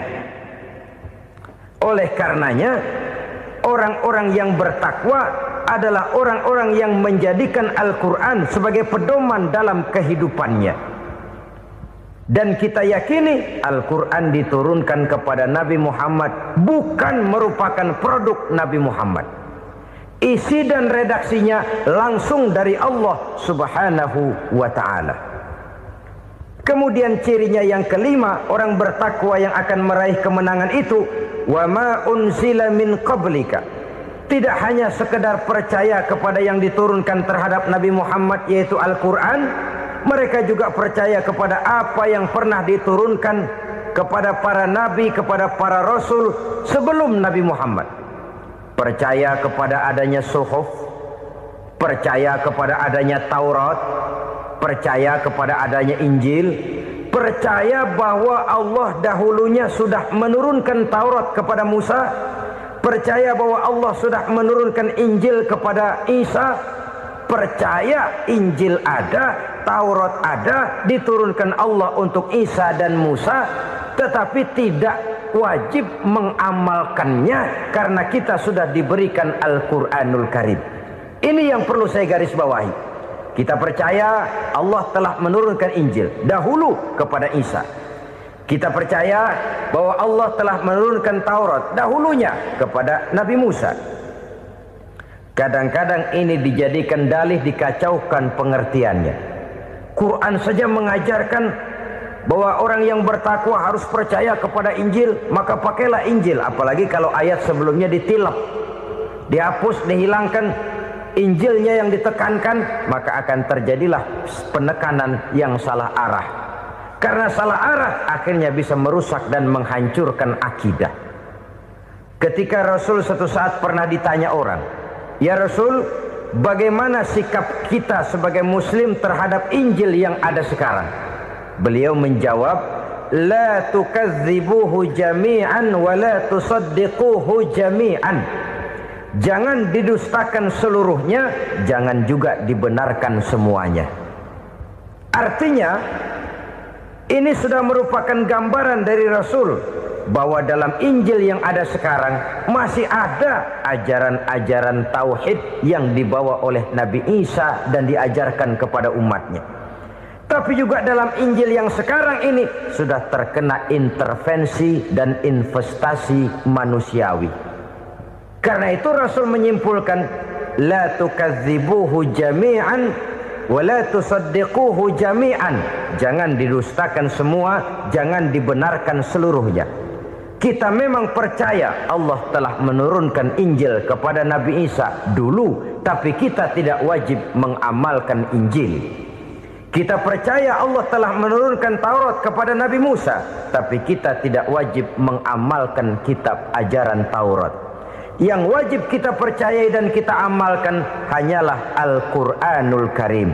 Kenapa? Oleh karena baik yang ada di dalam Taurat, baik yang ada di dalam Injil, tentu tercakup di dalam Al-Quran sebagai kitab terakhir yang diturunkan oleh Allah Subhanahu wa ta'ala.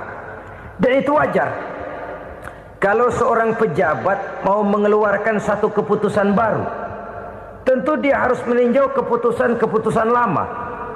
Andai kata dianggap tidak berlaku, dianggap tidak relevan lagi, maka keputusan-keputusan lama itu tentu sudah dianggap tidak berlaku. Sebagian daripada aturan-aturan dalam keputusan lama yang masih dianggap relevan tercantum dalam keputusan baru yang wajib diamalkan. Begitulah hubungannya antara Al-Quran, Taurat, Zabur, dan Injil. 4 kitab samawi yang diturunkan Allah masing-masing kepada Zabur untuk Nabi Daud, Taurat untuk Nabi Musa, dan Injil untuk Nabi Isa alaihi wassalatu wassalam. Ketiga-tiga kitab itu kita percayai adanya, Kita yakini Allah telah menurunkan Zabur, Taurat dan Injil, tapi kita tidak wajib mengamalkannya. Yang wajib kita mengamalkannya sekarang ini tidak lain hanyalah Al-Quranul Karim saja, karena ia mencakup apa yang ada di dalam Zabur, apa yang ada di dalam Taurat, dan apa yang ada di dalam Injil. Keotentikannya bisa dipertanggungjawabkan. Ya, tapi kan Nabi Muhammad sudah mati 14 abad yang lalu, dan di zaman beliau Al-Quran kan belum dikodifikasikan, belum ditulis. Bagaimana keotentikannya bisa dipertanggungjawabkan? Mudah saja. Allah berjanji, inna nahnu nazzalna dzikra wa inna lahu lahafizun. Kami yang menurunkan Al-Quran dan kami yang akan menjaga dan memeliharanya. Allah turunkan Quran, Allah menjaganya. Bagaimana cara Allah menjaga Al-Quran itu? Banyaknya orang-orang yang hafaz Al-Quran. Hafaz Al-Quran 30 juz, 114 surah, 6.666 ayat. Sehingga jangankan satu kata, jangankan satu ayat, satu kalimat saja berubah, sudah akan timbul reaksi dan mudah dimengerti. Kenapa? Banyak orang-orang yang hafaz Al-Quran.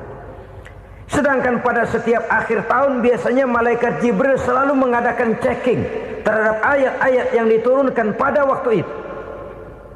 Di zaman Nabi sendiri sudah ada usaha kodifikasi. Dan yang lebih luar biasa lagi, sampai hari ini tidak seorang pun mampu membuat satu ayat saja semacam Al-Quran. Ke bahasa manapun dia diterjemahkan, naskah aslinya tetap ikut, rujukan dasarnya tetap ada. Berdasarkan itu maka tidak mungkin terjadi penyelewengan terhadap atau pemalsuan terhadap ayat-ayat Al-Quranul Karim. Kesuciannya, keotentikannya, kemurniannya bisa dipertanggungjawabkan. Ma'asyiral muslimin rahimakumullah. Oleh karenanya, konsepsi dasar daripada ajaran Islam ini memang tidak lain adalah Al-Quran dan Sunnah. Isi daripada agama Islam yang merupakan iman, Islam dan ihsan, konsepsi dasarnya tidak lain adalah Al-Quran dan Sunnah Rasulullah Sallallahu Alaihi Wasallam. Maka yang kita perlukan sekarang ini adalah terjemahan Al-Quran di dalam kehidupan kita. Dengan demikian, maka gaya kehidupan yang lebih Qurani itulah yang kita dambakan. Kita perlu memang terjemahan Quran dalam bahasa Inggris, dalam bahasa Belanda, dalam bahasa Jepang, tapi yang lebih kita perlukan adalah terjemahan Quran di dalam kehidupan kita. Konsekuen, tidak memanipulasi, ringan sama kita jinjing, berat sama kita pikul. Jangan kalau lempengan ayat Quran tuh kira-kira enak diamalin, keras teriakan kita. Giliran kira-kira ayat Quran itu mukul kepala kita sendiri, diam kita. Itu ciri yang pernah disindir Allah dalam awal-awal Baqarah juga. Ciri beragamanya orang yang munafik. Kullama adha'a lahum masyawfih, kata Allah. Wa iza azlama alaihim qamu. Apabila terang mereka jalan, apabila gelap mereka berhenti. Artinya, kalau kira-kira di Islam nguntungin, rame-rame pada teriak Islam. Tapi ketika diminta untuk berjuang, ketika dituntut untuk berkorban, rame-rame mengundurkan diri. Nasib agama tidak ubahnya seperti daun pisang yang dikait orang di tepi jalan lantaran tak berpayung di ketika hari hujan. Manakala hujan usailah sudah, daun itu pun dicampakkan di tepi jalan, diinjak pula orang nan lalu. Artinya orang menjadikan agama cuma sebagai lipstick, decoration only, tidak konsekuen. Hanya pada saat-saat kelihatannya Islam membawa keuntungan, rame-rame orang teriak-teriak tentang Islam. Tapi jikalau diminta berjuang, jikalau dituntut untuk berkorban, biasanya rame-rame juga mengundurkan diri. Jangan heran kalau mayoritas hitungan kita, tapi minoritas peranan kita. Kuantitas kita dalam jumlah, tapi dalam kualitas kita lebih sering jadi penonton daripada jadi pemain. Padahal itu sangat tidak boleh terjadi. Umat Islam di Indonesia harus bangkit. Umat Islam di Indonesia harus sadar akan keberadaannya. Tidak boleh hanya jadi penonton berpangku tangan, karena memang agama kita juga mengajarkan untuk konsekuen di dalam menjabarkan ajaran-ajaran daripada agama kita. Kita sering jatuh menjadi umat yang lemah oleh karena kita ini tidak pandai menggalang kebersamaan yang diakibatkan tidak konsekuennya kita. Diistilahkan bahwa umat Islam di dalam menggalang kebersamaannya itu harus seperti orang main sepak bola. Saudara-saudara kan tahu orang main sepak bola itu. Orang main sepak bola, kalau pertandingan belum dimulai sih silakan saja kumpul di luar lapangan, atur strategi yang baik. Tapi kalau pertandingan sudah dimulai, turun ke lapangan hijau, jangan kumpul terus. Ada sepak bola gotong royong, mundur-mundur rame-rame, depan ke depan kumpul melulu mainnya. Kalah. Orang main sepak bola itu ya harus ada penyerang tengah, harus ada penjaga gawang, harus ada strikernya, harus ada kiri luarnya, kanan dalamnya yang jadi backnya. Posisi boleh bermacam-macam, tapi yang penting saling ngoper untuk menggolkan gawang lawan. Begitulah umat Islam ini. Boleh ada yang jadi pejabat, boleh ada yang jadi pengusaha, boleh ada yang jadi petani, silakan ada yang jadi seniman, ada yang jadi penyair, ada yang jadi artis sekalipun. Tapi kalau sudah berhasil menguasai bola, jangan lupa operannya. Operan itu yang langka. Kita ini muslim kadang-kadang kalau sudah memegang menguasai bola, kalau belum mau mampus, belum mau ngoper. Nanti kalau sudah nggak punya bola, baru mau ngoper. Kalau sudah dengar-dengar mau dekat pensiun, baru mau jihad, baru mau berjuang, baru mau ngurus pesantren. Tanda tangan sudah tidak laku, memo sudah tidak dihargai, baru mau berjuang. Kemarin kemana mas? Kita tidak pandai memanfaatkan posisi. Dengan kata lain, kalau kembali kepada persoalan kita, konsekuensi kita terhadap agama yang kita anut ini belum ideal. Kita masih lebih sering berislam ini pada saat-saat yang menurut perhitungan kita membawa keuntungan. Tapi kalau diminta berjuang, dituntut berkorban, yang itu pun hakikatnya adalah untuk kepentingan kita juga. Allah tidak pernah menuntut kita untuk jihad bagi kepentingan Allah, itu tidak.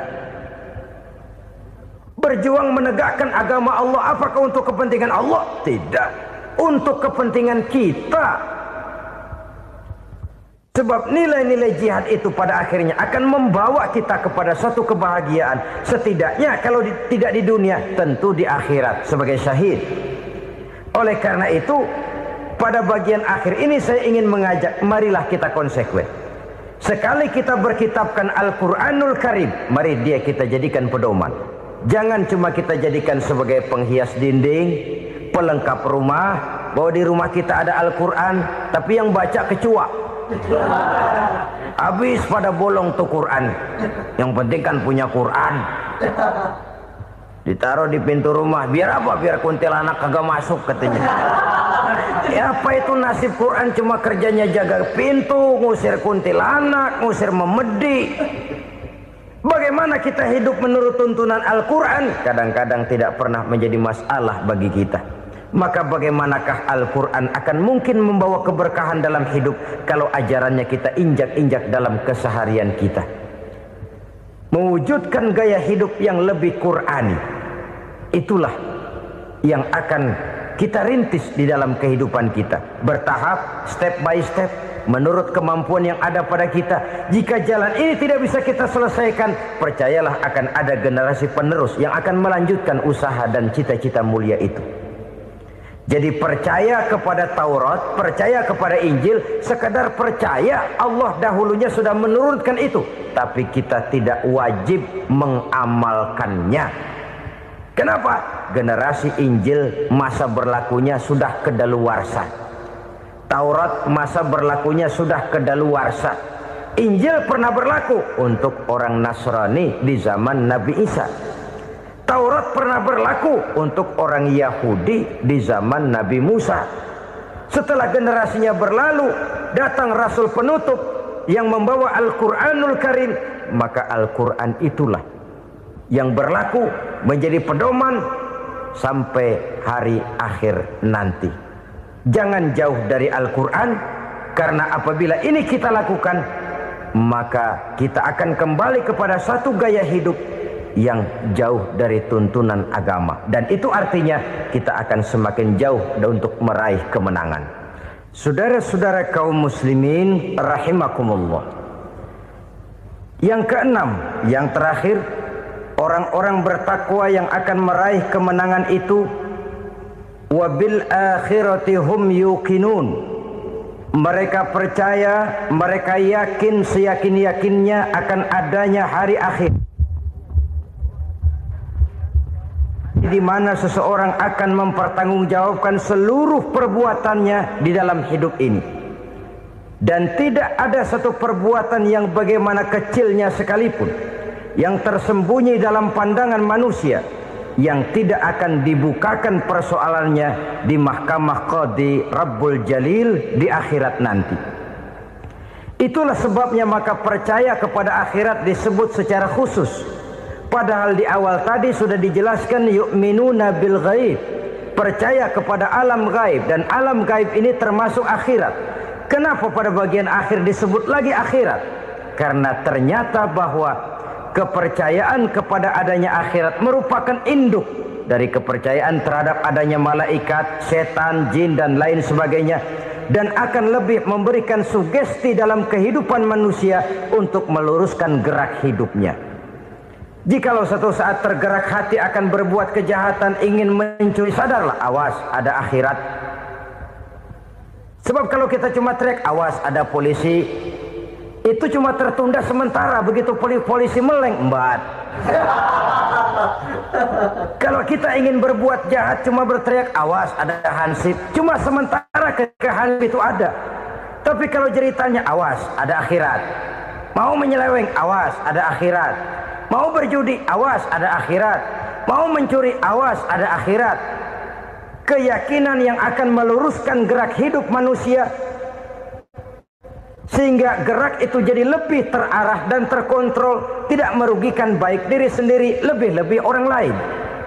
Ternyata bahwa kepercayaan kepadanya adanya hari akhirat sanggup menjadi sumber daya kontrol dari kehidupan manusia, sehingga ia tidak terjebak dalam perbuatan maksiat dan munkarat.